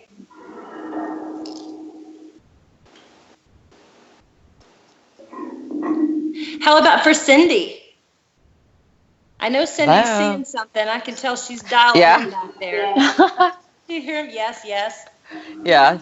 So Cindy, why don't I turn it over to you for a minute and you do your thing? Because I know when you get connected, you get zeroed in and connected. Yeah. So I'm seeing a lot of things, but I'm sort of also listening to what everybody else is saying. I know somebody had a question and said, Cindy, do you hear spirits clearly without the boxes? Absolutely, but it depends on their frequency and their variance. So if their soul is really evolved and powerful and they can actually manipulate very well the energies, then they will, see, they're copying me, then they will, they will use the spirit box. But I can hear them clearly. Sometimes they'll be kind of like that. It's not scary for me. It's like they're trying to communicate, but it depends on the soul. It depends on the person or where they're at in their involvement. But can I see them clearly or hear them clearly? Yes. And do I hear them like that? No, not usually. When I was small, when I was young, yeah. But I'm more practiced and focused, right? Yeah, they are talking to me. They're talking about me. Hi, Spirit. Is there anybody else? Is there anybody who wants to come through and talk to me? I'm seeing a lot of you, and I want to thank you for being orderly and being nice. You're welcome. I want to thank you for talking to us. But do you guys want to say anything?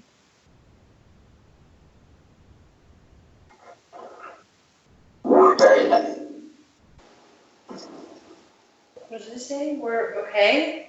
We're okay.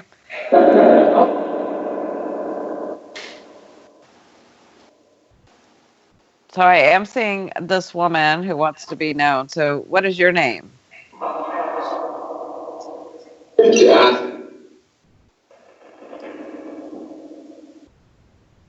Who is the one? It's okay. You can communicate with her. You can talk to her through this device if you'd like, or you can use the Obelisk 5 and...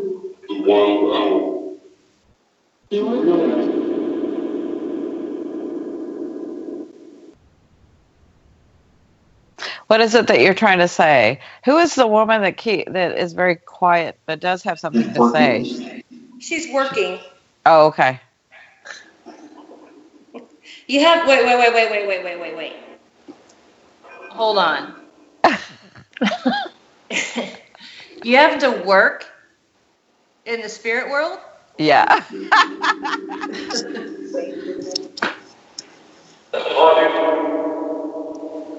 All day?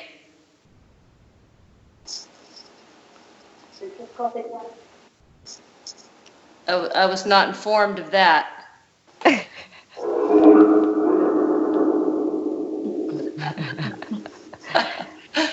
Yeah. So, CVG says, there goes retiring. All right, right. sorry, Cindy, So, go ahead. no, that's okay. Is there a difference? Are you speaking of work because that's our conception of it, or that's our perception of it, right? Because what I'm feeling and seeing from you guys, what you're showing me, is that you're like holding space, or she's helping the space to be held. Yes. Is that correct? Okay. So it would be what we would consider work, but it's not work like here. Is this correct? Yes. Yes. Okay, good.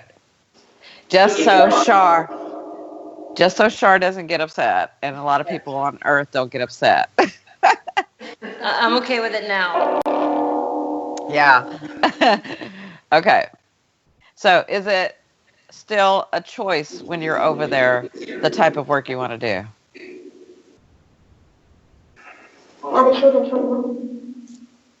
Wow, that was pretty cool. What'd she say? Did you make that out? I don't know. I couldn't tell. No.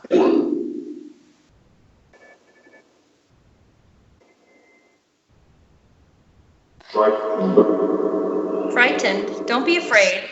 Don't be afraid. No, that's one thing I didn't do is I didn't state my intentions. Yes. We're here to communicate with you.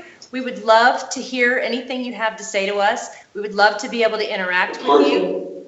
Of course. Yes. He said, of course. And just to let you know, we have some devices. We have some devices located. We have some devices located around the room that you're more than welcome to play with. None of them can hurt you. None of them are intended to hurt you. Yes, they're all intended for communication and for us to get some validation that there is something beyond the current world that we are existing in. That we continue to exist. So, saying that, we have some questions about when we move on from here. May we ask those questions? May we have somebody that we can ask those questions to?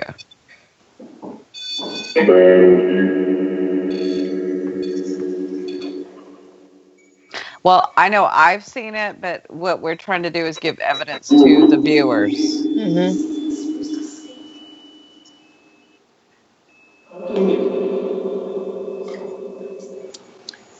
So can we ask those questions? Can someone ask my question? So the first question is, when we leave our bodies and we cross over, what is what we would consider the first thing to happen?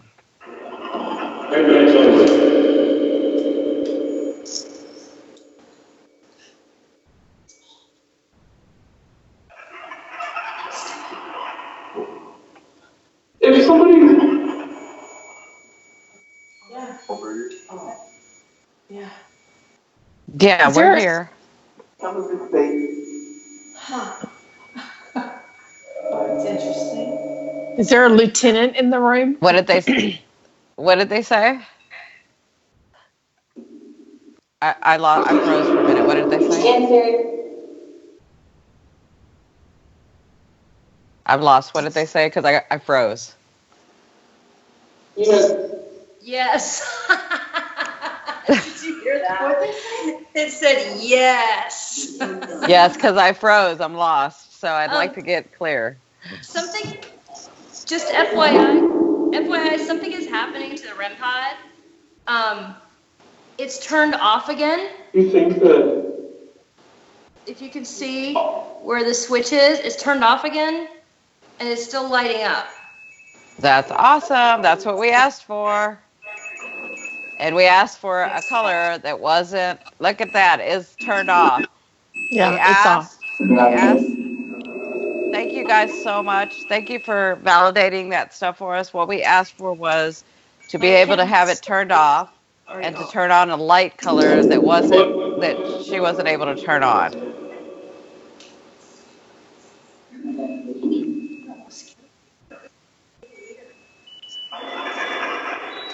That is awesome sauce. It does sound bagpipes.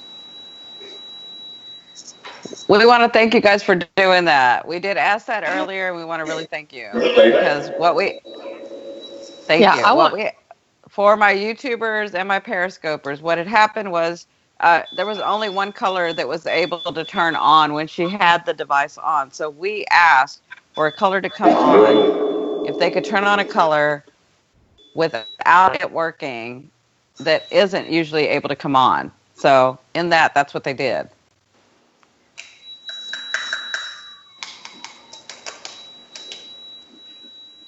Okay, so see, this isn't.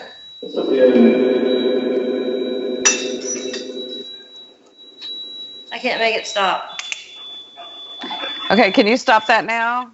Thank you. Can you move back from the device? And thank you. We know that took a lot of energy. We appreciate you doing that. Is there any way that you can pull back from that now? Can you pull your energy back from the REM pod device for us?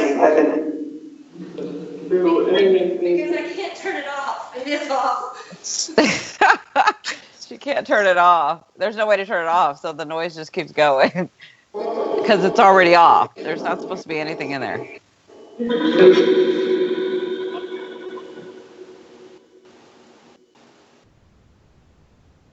Thank you. It's finally stopped. It stopped. Thank you. Thank you, guys. Yes. Thank you guys for pulling back and allowing it to. We really want to thank you for doing that. Namaste. We want to thank you. I just got a good night out of that. Yeah. Night.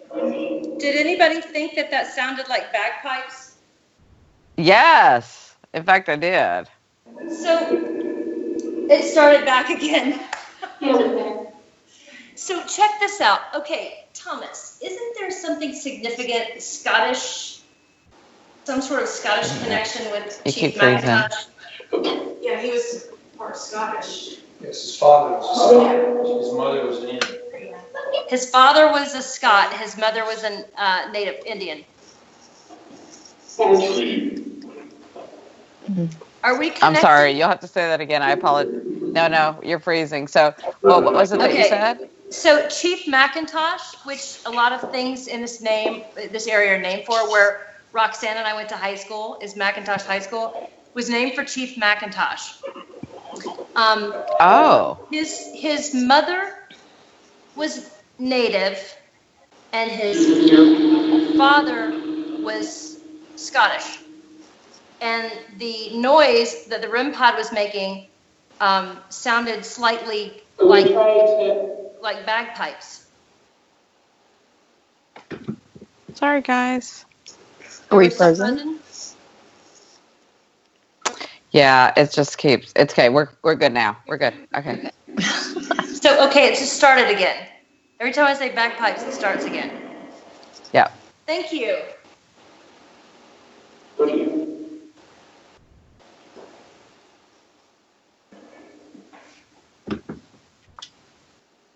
So we've connected with the Scot in the room. How about the Frenchman? Bonjour, Monsieur Lafayette. Comment ça va?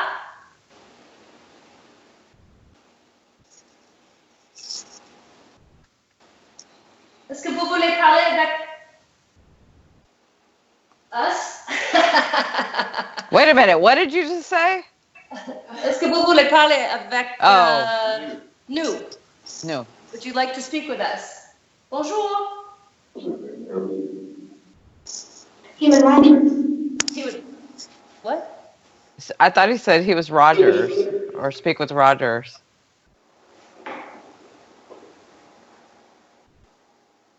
Hello. So Lafayette is the one that Fayetteville. You rang. You rang. Is Lurch here? Oh my gosh. We said hello, and he's like, "You rang?" I'm laughing. Well, thank you guys. Did you hear that? I know. Yeah, Did you hear them I think it's chuckling? funny too. Yeah.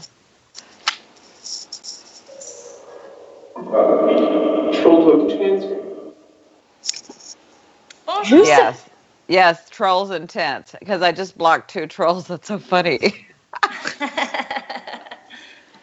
who is the lieutenant present? Who's the lieutenant?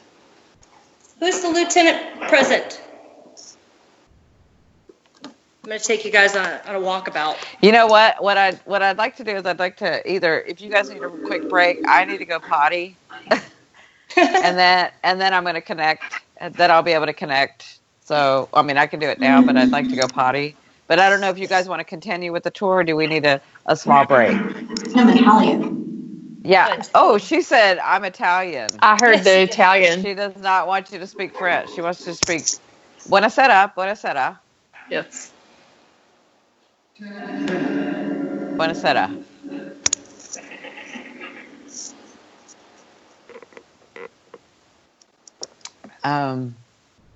Brenda, it makes. Vous êtes, yeah. Bonjour.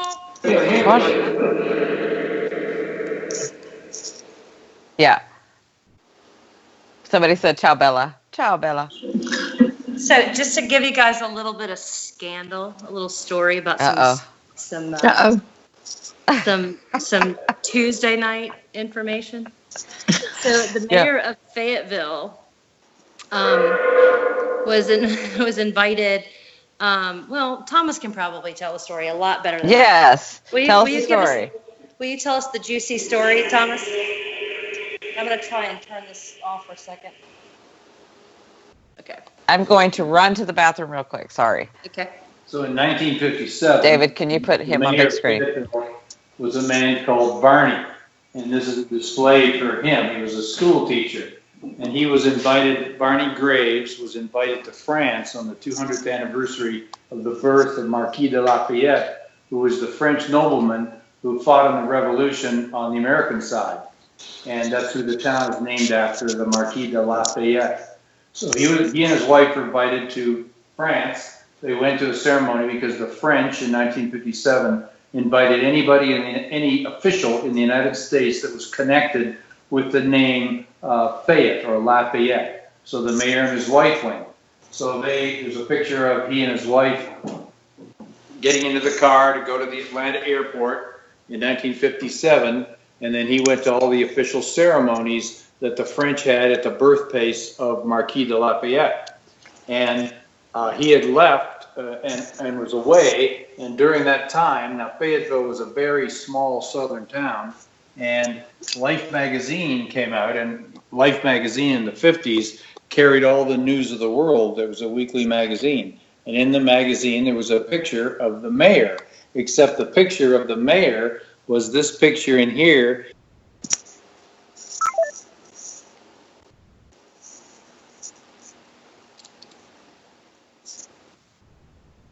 I just got Shard is now disconnected.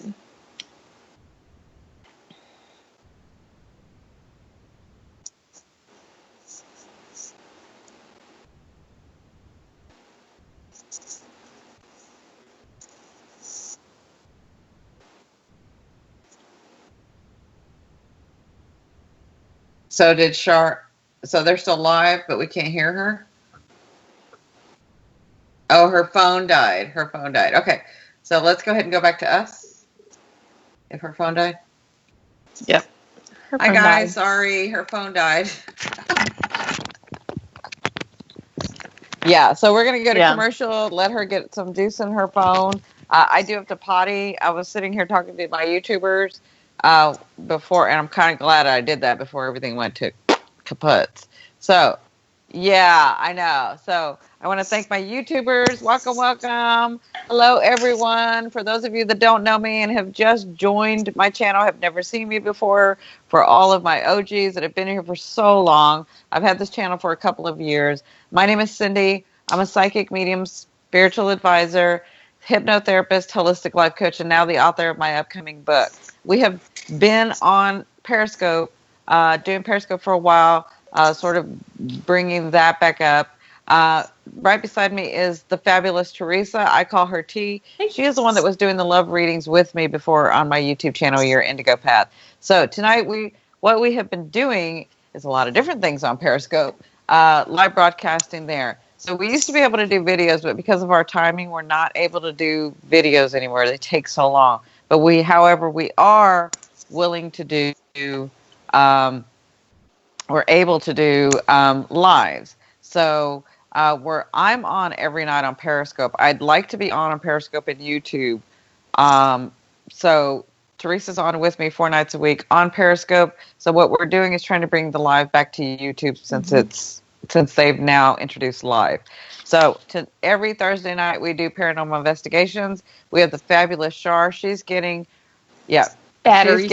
She's getting her batteries. It just drained her batteries, and that will happen when we're in an investigation. So she's going to be charging. What we're going to do is go to break. We're going to go to commercial break. We want you to listen to some nice binaural beats that I have on my other channel, Concepts Create Reality. So just sit back, listen, get your popcorn, get ready, because soon enough we're going to have some other things happening. She's got a lot of tools. If I can ask you please to like, share, and subscribe if you're on my YouTube. And if you're on Periscope, you guys know what to do on my Periscope. You share and invite and tweet us out. If you could tweet us out on my YouTube and tweet us out to Facebook, tweet us out and then Facebook us out as well, so everybody sees. We're going to come to a point tonight that we're going to be able to ask somebody to call in. We're going to ask a couple of people to call in so you can actually talk to the spirits. And we've seen some healings. We've seen some people connect with their loved ones. We've seen all kinds of stuff. Archangel Michael has come through for us. You'll have to look at my other Periscope for that. Last night on my YouTube channel, my late husband came through.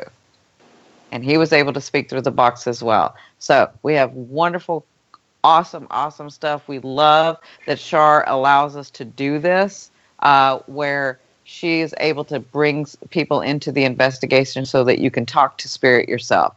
Okay? Yep. Gabriel needs to come. No, none of them need to do anything. We are honored when they come, but none of them need to do anything. Okay? So we always honored when they come. We're always humbled when they come, and we always thank them when they come. Right? So I want to thank everyone right now. We're about to go to break because T needs some coffee. I need to fill up on my Starbucks. This is my Starbucks. Yes. Here's my shot for those of you that want to take screenshots on Periscope. If you want to take the screenshots, here we go. Cheers. That's her. So I know a lot of people like to take screenshots of me, and I don't usually allow it, but I am allowing it now. So you're welcome to take the screenshot. Thank you so much. I love each and every one of you. We'll be right back in about 10 minutes, okay? So relax, get your wine, get your hubbies, get your wives, get your partners, and come sit by the screen, and let's see what we got next, okay? Mm-hmm.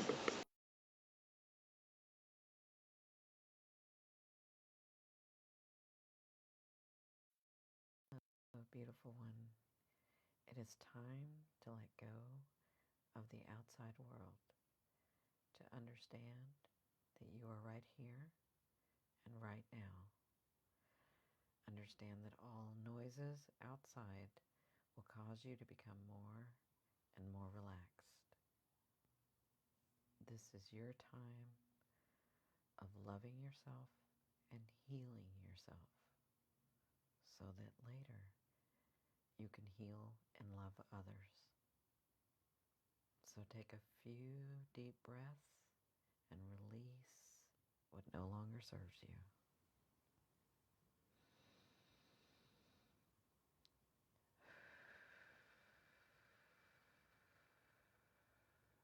Just release. As you take one more deep breath in and release, close your eyes and listen to the music. As thoughts come in, acknowledge them and then let them go. Let them float by like a cloud and enjoy the music.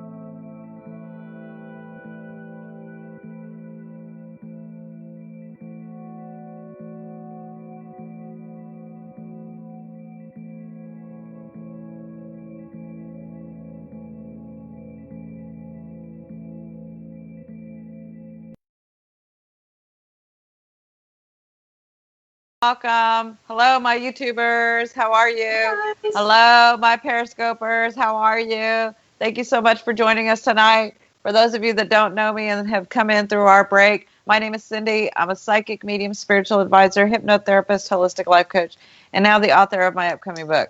Next to me, I have the fabulous Teresa, who is a psychic tarot reader. She's been with me since YouTube. We call her Chi.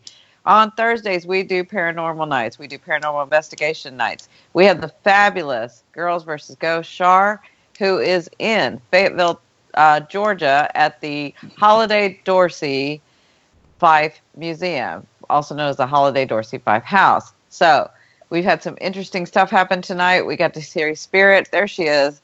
There she is. So, and special guest, Roxanne Craig. Yeah, and our special guest. So we want to thank you guys for allowing us to come in and do this. We want to thank Thomas. Thomas is the one that was helping us learn about all the history. So we want to thank him as well. Hi, everyone. Hi. So be sure to tweet us out, like, share, invite your followers. My YouTubers, please be sure to subscribe, follow, subscribe, and share and like. Get this out, get this going. So I'll let Shar take over for just a little bit. We've had some interesting things happen, and I'm going to sort of be listening and focusing and see what I get, okay? I did need to take a potty break. That's why we took a break. Thank you, NJBo23, for inviting followers. So the Paranologies unit, which hasn't worked all night, all of a sudden just well, of course I put it on camera and then it doesn't want to work. It was just on. Can you explain how that one works? Can you explain very quickly how that one works? Yeah, certainly. The Paranologies unit works based on static electricity. It's hard to make this one false unless you like rub your feet across the floor, your sock feet, and then how you used to shock. Yeah, when you want to shock your brother or sister. Exactly. And that's how that one works. So it's very hard to make it false. This is the REM pod, which has just been interesting all night. This unit, we have it on right now. It was on upstairs, and it was singing weird songs. And it doesn't sing. It's not supposed to sing. Okay, now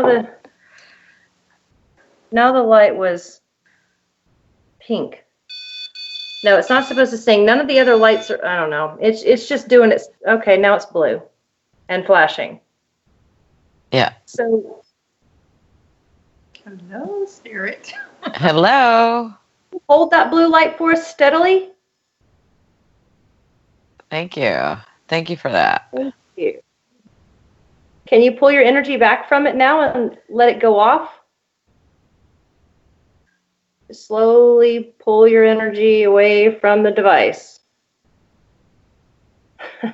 Sometimes they find it intriguing, so it just depends on. Well, it's been a red light, it's been a blue light, and just a second ago it was kind of this pinkish color, so I think they really like using it. All right, well, you can continue to play with it. I bet you can't turn that light off. Thomas just said, which one? So can you make another light shine? Can you make one of the other lights go off as well as that one? Can you turn two on?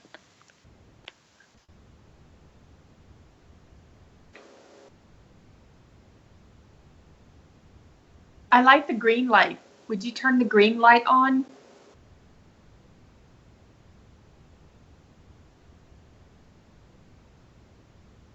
No, being stubborn. I feel stubbornness. Yeah. I'm feeling stubbornness. Like they can do it, but they don't want to. Please turn the green light on.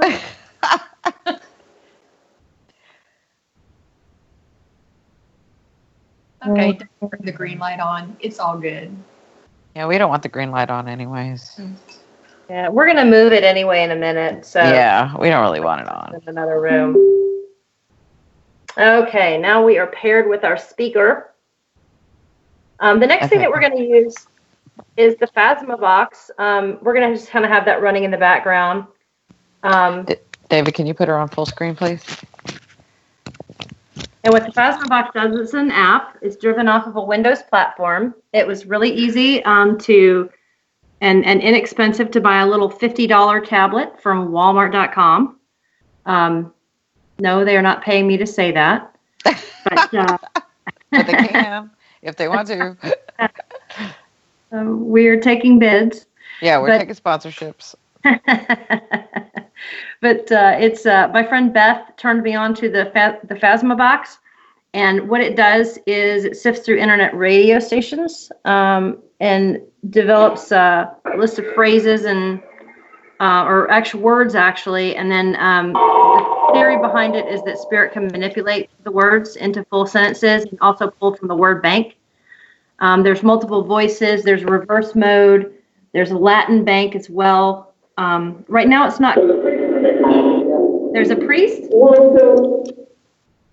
I have a feeling this room is going to be kind of active. Yeah. Very. Why? But it wasn't my first choice. But just it's with 6'2".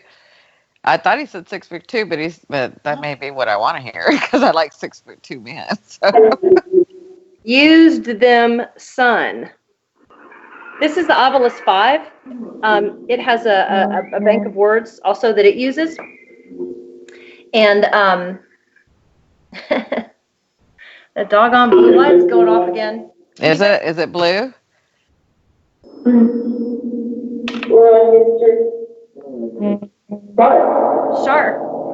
Shar.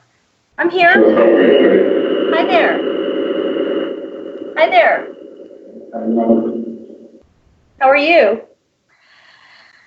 So I can't get any other person away from the crowd except for this woman. So we're going to have to talk about who this woman is because there's something that she wants to say that she will not let the other ones come through for me until we get what she needs to say out. So so she's been very stoic and very sort of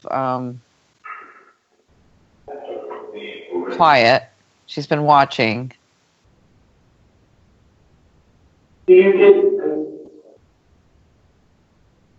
So I'm asking her to come forward. That's what she was waiting for me to ask.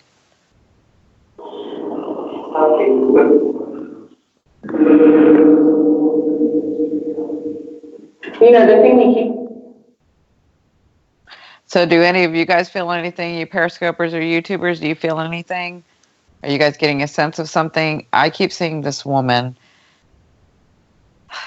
This one is in a dark dress. I'm wearing knickers. Did you hear that? Yeah. I'm wearing knickers. Well, I'm so glad you're wearing your knickers.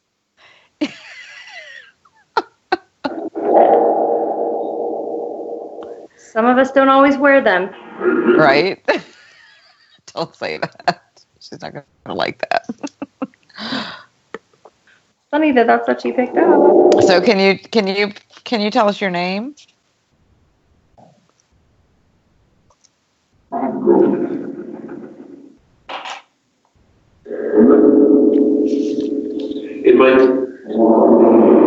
Did I hear Edmund? Yes. Hello, Edmund. How are you? Thank you for coming through. Who is the woman that's wanting to speak? Are you going to have her? Thank you for coming through. Sorry. Turn the volume down on this. Okay. That's her. Yes. I'm Ada. I'm something. Can you say that again, please?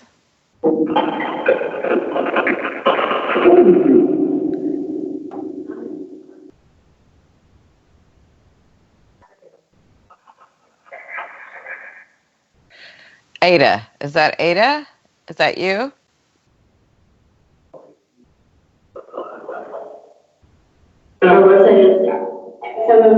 Yes, this is. Hello, dear. How are you?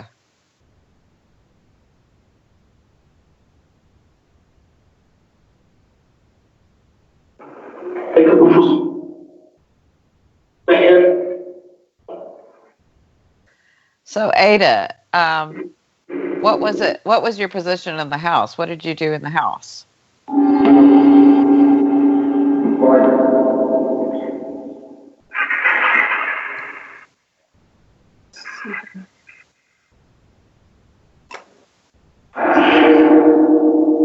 Cindy, just so you know, this room is Dr. Holliday's Wife? practice. Oh, his practice. Mm-hmm. So what was his wife's name? Who is this woman?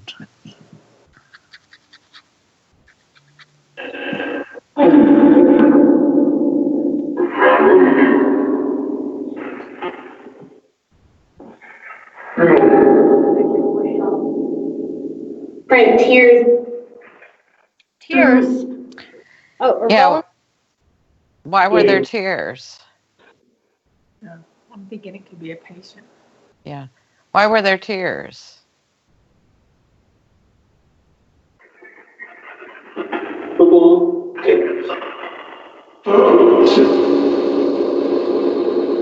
You know,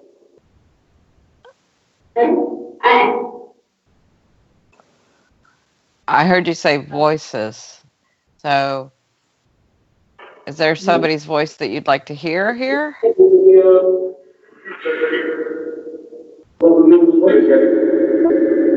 Wait a minute. Yeah, who's that woman? Would she be wearing a long, dark dress at some point? Because I'm seeing somebody that would be flowing in that dress, but it's a dark dress. Who is that? On this portrait?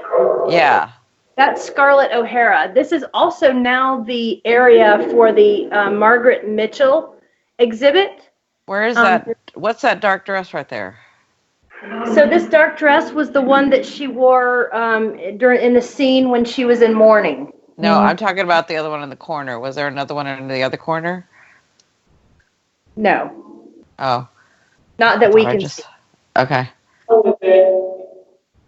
She said it was there. It was this one. Is she showing it to you now? Yeah. Okay. She's confirming it's this one. Whatever Okay, you're thank seeing, you. she says yes. Okay, that's because she's showing herself in that. Yeah. That's what she was. So, am I speaking to Scarlett? Is that who this is? Is it Vivian Lee? All right. Am I speaking to Vivian?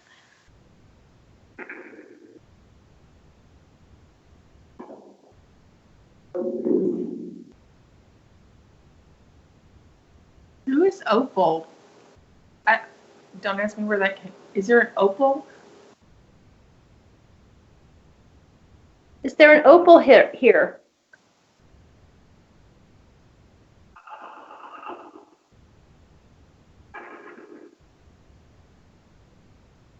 So what is it that you'd like to say? She wants to talk about, because it's her in the red dress, but you said she wore that black one as well, right? And she just confirmed that? Yes. So I'm asking her she's showing me something about, because she's showing her, yes, she said yes. So because she's showing herself in the black dress, she wants to talk about that. Something about a feather. Okay. In the dress. A feather in the dress. Well, unfortunately, we can't look all in the dress, so I apologize. This was the yeah, I remember that one. Yeah, that she made out of the curtains. Right. That's correct. When she went to town to beg for money. So this would make sense, Vivian, that you like the camera and that you understand that we are on broadcast. So, I am. Yep. So I'm getting the connection now. That's why, because she did like the camera, and now she understands that we're on broadcast, that we're broadcasting. So she likes that we're broadcasting, and that's why she's coming through. Okay. That's pretty cool. Yeah. So is there anything that you'd like to say to the viewers? Camera was Vivian. first. The hat. She keeps going back to the hat. Yeah. So what's in the hat? Was the hat important to you? Is there another hat in here, Thomas, besides the ones associated with the dresses? Do you know? Like one in a case somewhere, or? One on the black morning dress.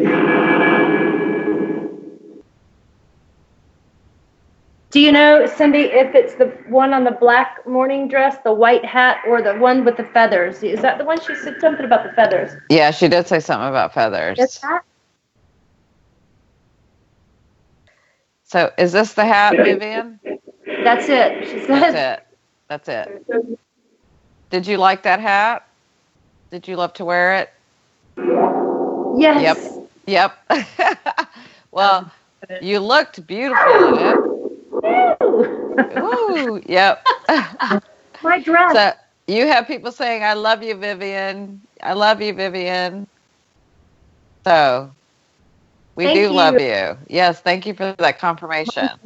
Crazy. Yeah. That was really cool. I can understand all that. I know. Is there anything else you'd like to say to us? Anything that we can do for you while we're here?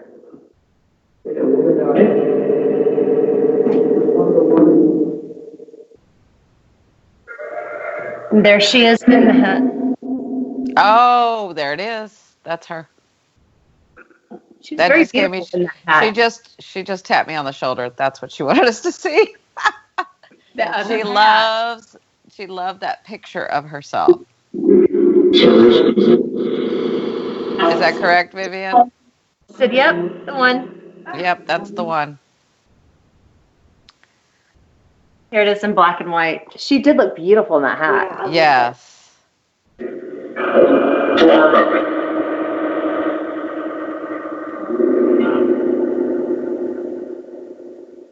She likes the other one better. It's that was the same one. No, she likes the picture. She likes the picture. Yes, the picture. There you go, Miss Lee. Thanks. Thanks. I'm telling you, she likes that one better. She doesn't want the other one. She's very polite. Very, very polite. I'm invincible. I'm invincible? That's kind of weird. Yeah. Sorry. So, Vivian, everyone's saying how much they love you, Vivian. They absolutely love you, and thank you for doing that movie, and thank you for being such a star on the stage so that women can know how beautiful that they can be.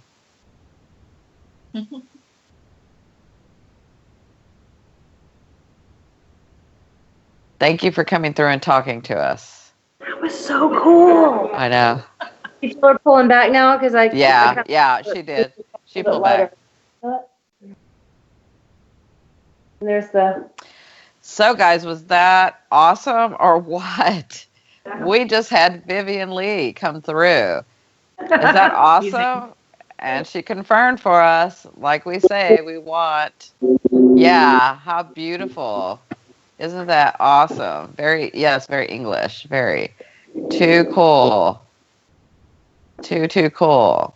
Yes, completely awesome. We're getting all those. So, Gone with the Wind is an amazing movie, and she loved it. She's such a screen star.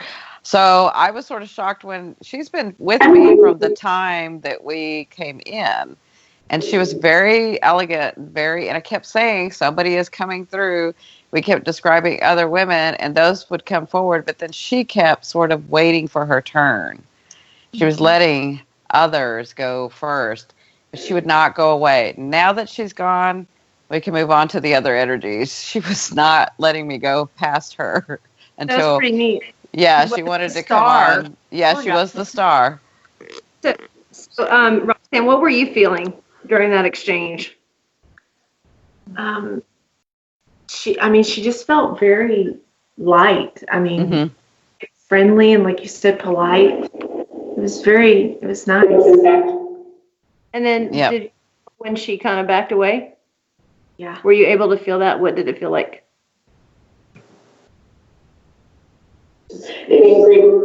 Yeah. Yeah. Just kind of like all of a sudden.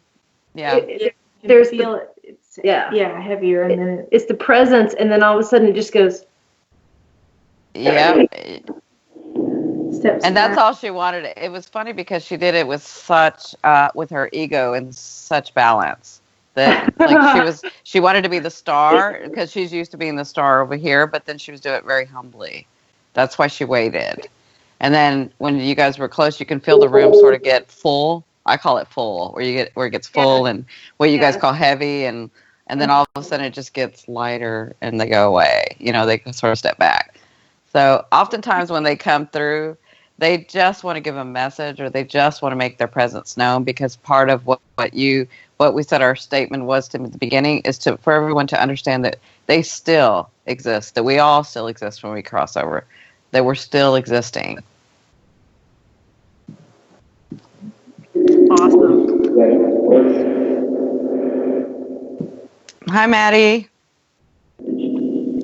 All right. So, it seems like somebody else is trying to tap in. Well, you guys can sort of feel. You guys can sort of sense and feel. So you take it wherever it needs to go, and we'll connect.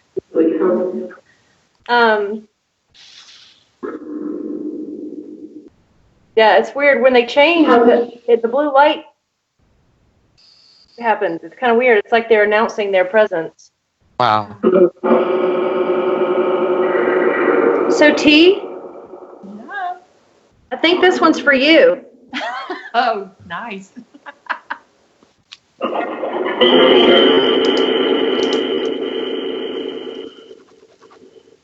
Nice.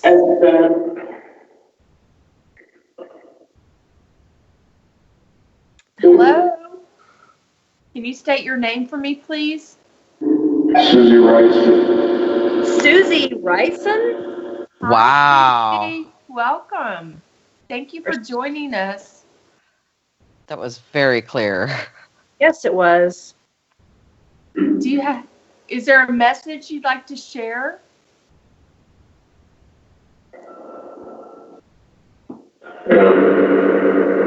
Yes. And we got a green light. Okay. Nice.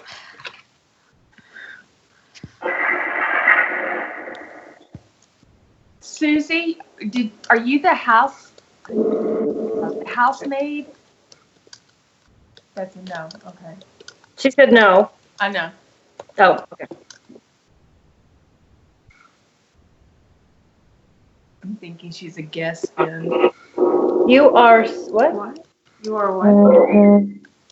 Whatever you just asked, it said yes. I asked her if she was a guest. I assumed she was a guest in the house.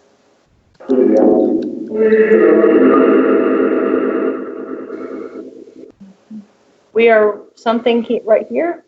Ready to go? Deliver.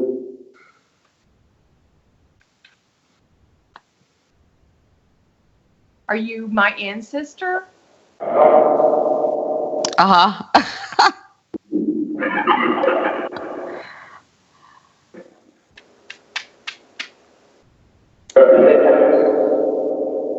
Ancestor. On my mother's side? I can't touch. That's interesting. I know. Sometimes it takes them a minute, though. I know.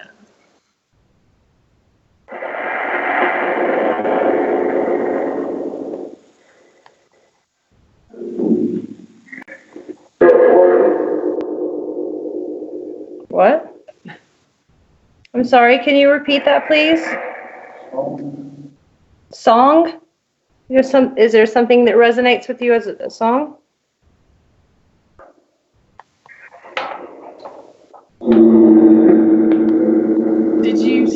Did you sing opera? Wow, that was a quick yes.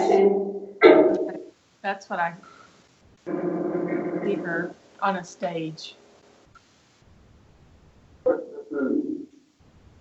Did you perform locally?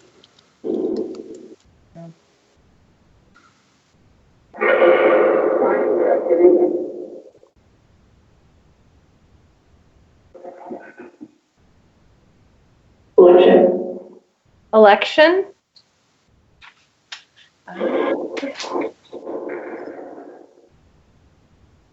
So, yeah. I'm feeling like he was a performer, like an opera star, possibly an opera star, but, a vocalist. And during the elections, she would perform as, because they would always bring the big bands in and the big performers for local. Do you like to sing?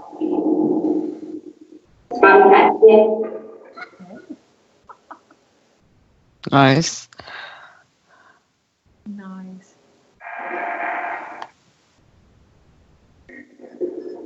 Do you have any questions, Roxanne?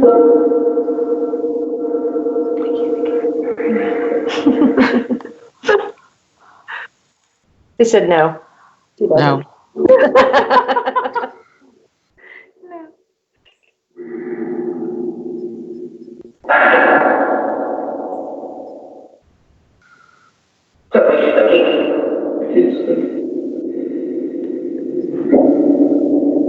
Saying yes about something, but I don't know what it.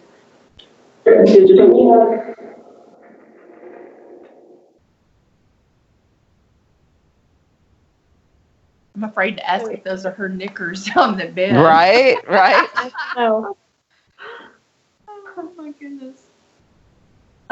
Did Roxanne tell you this is the original Tara that was in Gone with the Wind? Oh. Yeah. Yeah. A little different. Wow. That was the inspiration for the. Yeah, the real Tara.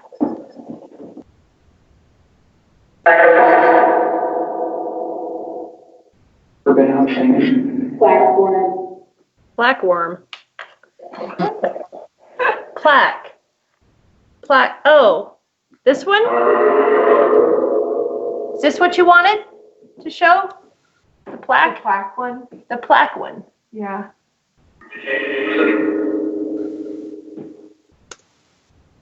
Yes. Put it on YouTube. Oh my gosh. Isn't that funny? Oh no. See, now they're in the spotlight. They're going to tell us what they want. Right. That's very nice. Margaret Mitchell. Somebody here?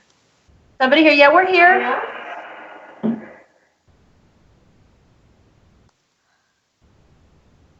Look, there's the original George C. Looney, George Clooney. Get it? George Clooney. Yes, it is. George C. Looney. George Clooney. And there's Annie Fitzgerald Simmons and Martha Ann Holliday. Here's another one of Margaret Mitchell. Wow. Here's the Fayetteville Academy that Thomas was telling us about earlier. I love this. Look at the Atlanta Journal magazine. Nice. Is there something else you'd like for us to see? You'd like to show us?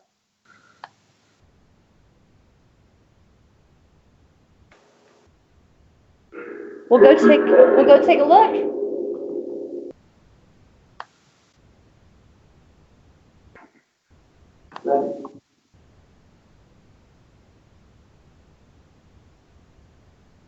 Who is that a figurine of inside the case? That handsome fella. I love it.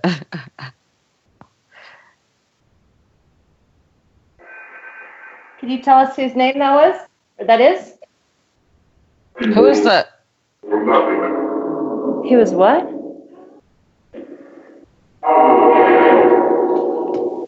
He said it again. It's funny. There's.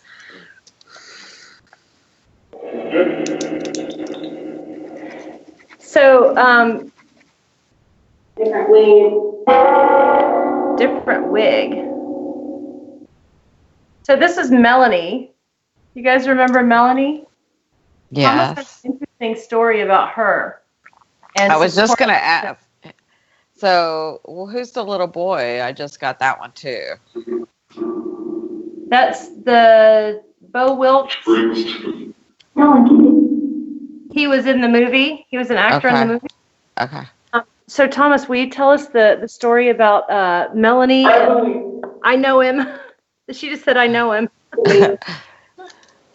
So Melanie was a character in the movie. She was the sister of Scarlett. And that's Melanie's dress, too. And when the book was being written, Margaret Mitchell came down here to the county, and one of the relatives of the Hollidays, one of the Holiday people, was still alive, and her name was Melanie. She was a first cousin of Doc Holliday, about a year or two older, and she lived in Jonesboro. So there was some thought at the time, this is after the Civil War in 1870s, that Doc Holliday and Melanie would be married, even though they were first cousins. It was not uncommon. Right, that's correct. Melanie was a Catholic, and Doc was not. He was a Protestant. So it never happened. Doc went down to Valdosta, way down southern Georgia, with his father in 1862. But they kept in contact even when Doc went out west. And when Doc died, Melanie's address was the one in his possessions, and they sent his remaining letters and things to Melanie. Well, Melanie became a Catholic nun, and she was still alive when Margaret Mitchell interviewed her back in the 1930s. And that was me.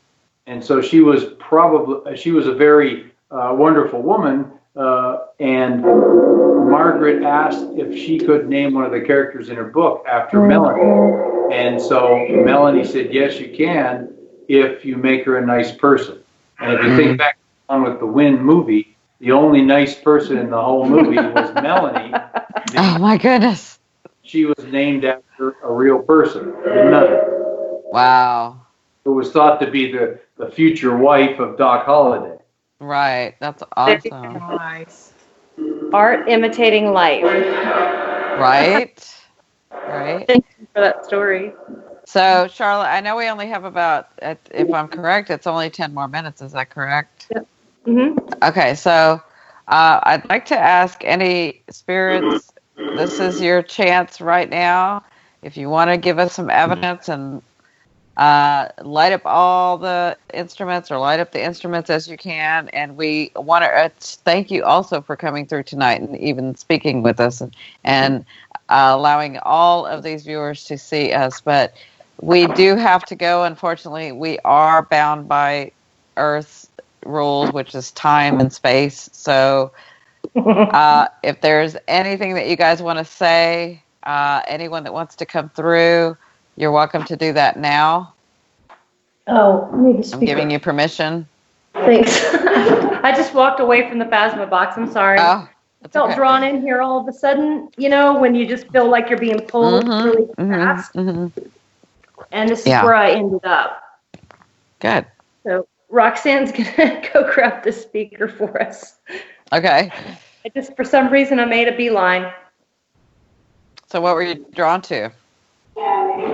I don't know, something about this room and this settle. Okay, if you can hold this for me for just a second, I'm going to go grab the Phasma box.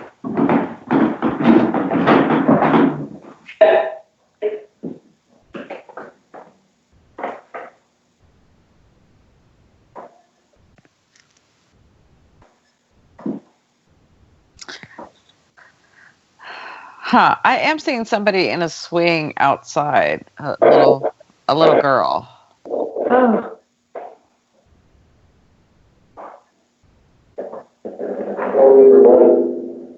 Do you want us to go outside? We don't have to. I was just wondering if there's any connection to that. I don't know. There's a little girl in the swing outside. Thomas, if you hadn't heard anything. any reports What? of sightings of a little girl?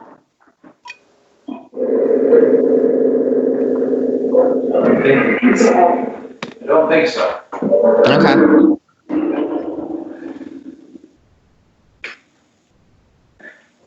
Who brought me in here? I'm here.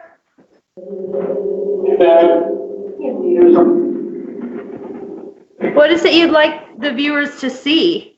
What would you like? What, I'm sorry, could you repeat that?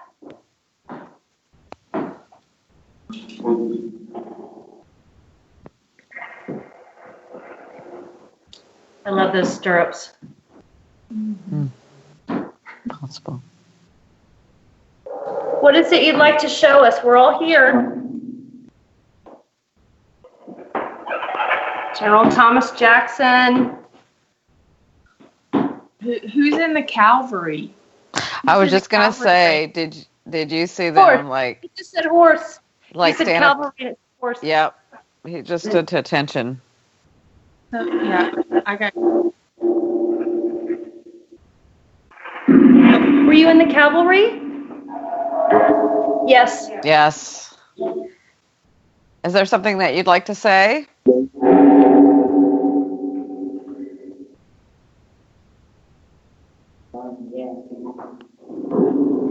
We're listening.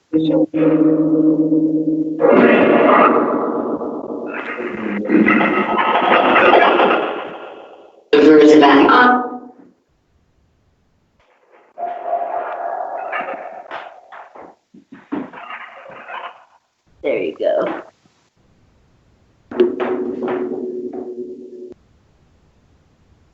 Oh, okay. Cavalry Private Uniforms Equipment.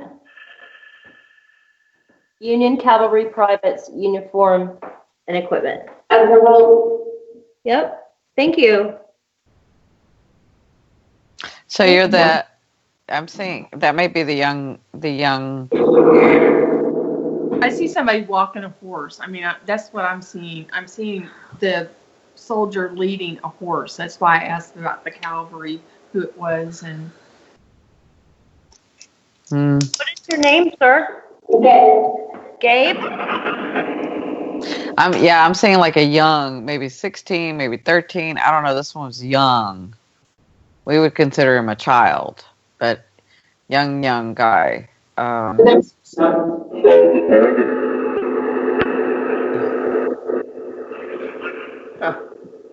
Was this your saddle? On loan from Ben Hewitt III? Okay, original Civil War U.S.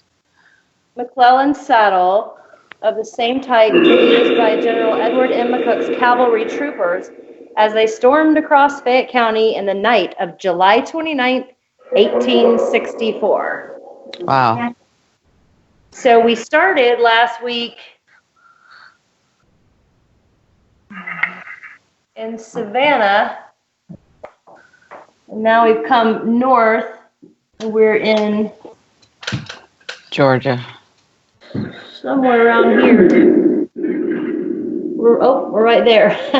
There you go. And there's Atlanta.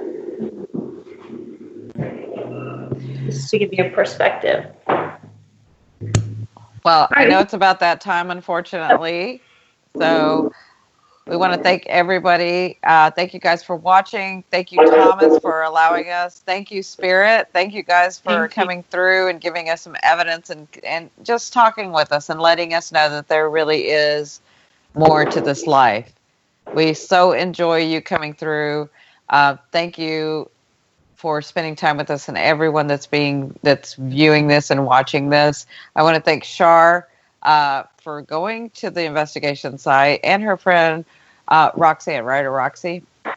Yeah, thank you guys. And of course, we thank Teresa. So you guys be sure to follow us, like, share, and subscribe. Shar, if you have your phone handy, you're welcome. If you have your phone handy, could you put up some hearts so that people can follow you? We are going to do this every Thursday or most Thursdays. So be sure to, you guys, This is a good area. There's not like any evil or any bad going on. This is just a good area and hello, Vivian Lee came through. Maybe you guys want to come see Vivian Lee. Maybe you guys want to come feel what that feels like. Maybe she'll contact you when you guys get there. So please be sure to visit that if you get a chance. That is in Fayetteville, Georgia, at the Holliday Dorcey Fife Museum, which is what they say. Yes, please come. Star, before you leave tonight, go by the cookhouse and see if your equipment lights up without the batteries in it, because it should. Okay. That's where there's some interesting. Okay. Well, we want to thank you, spirits, for coming through. We want to thank Archangel Michael for protecting us with his soldiers and army. We want to thank our loved ones who are continually protecting us and with us.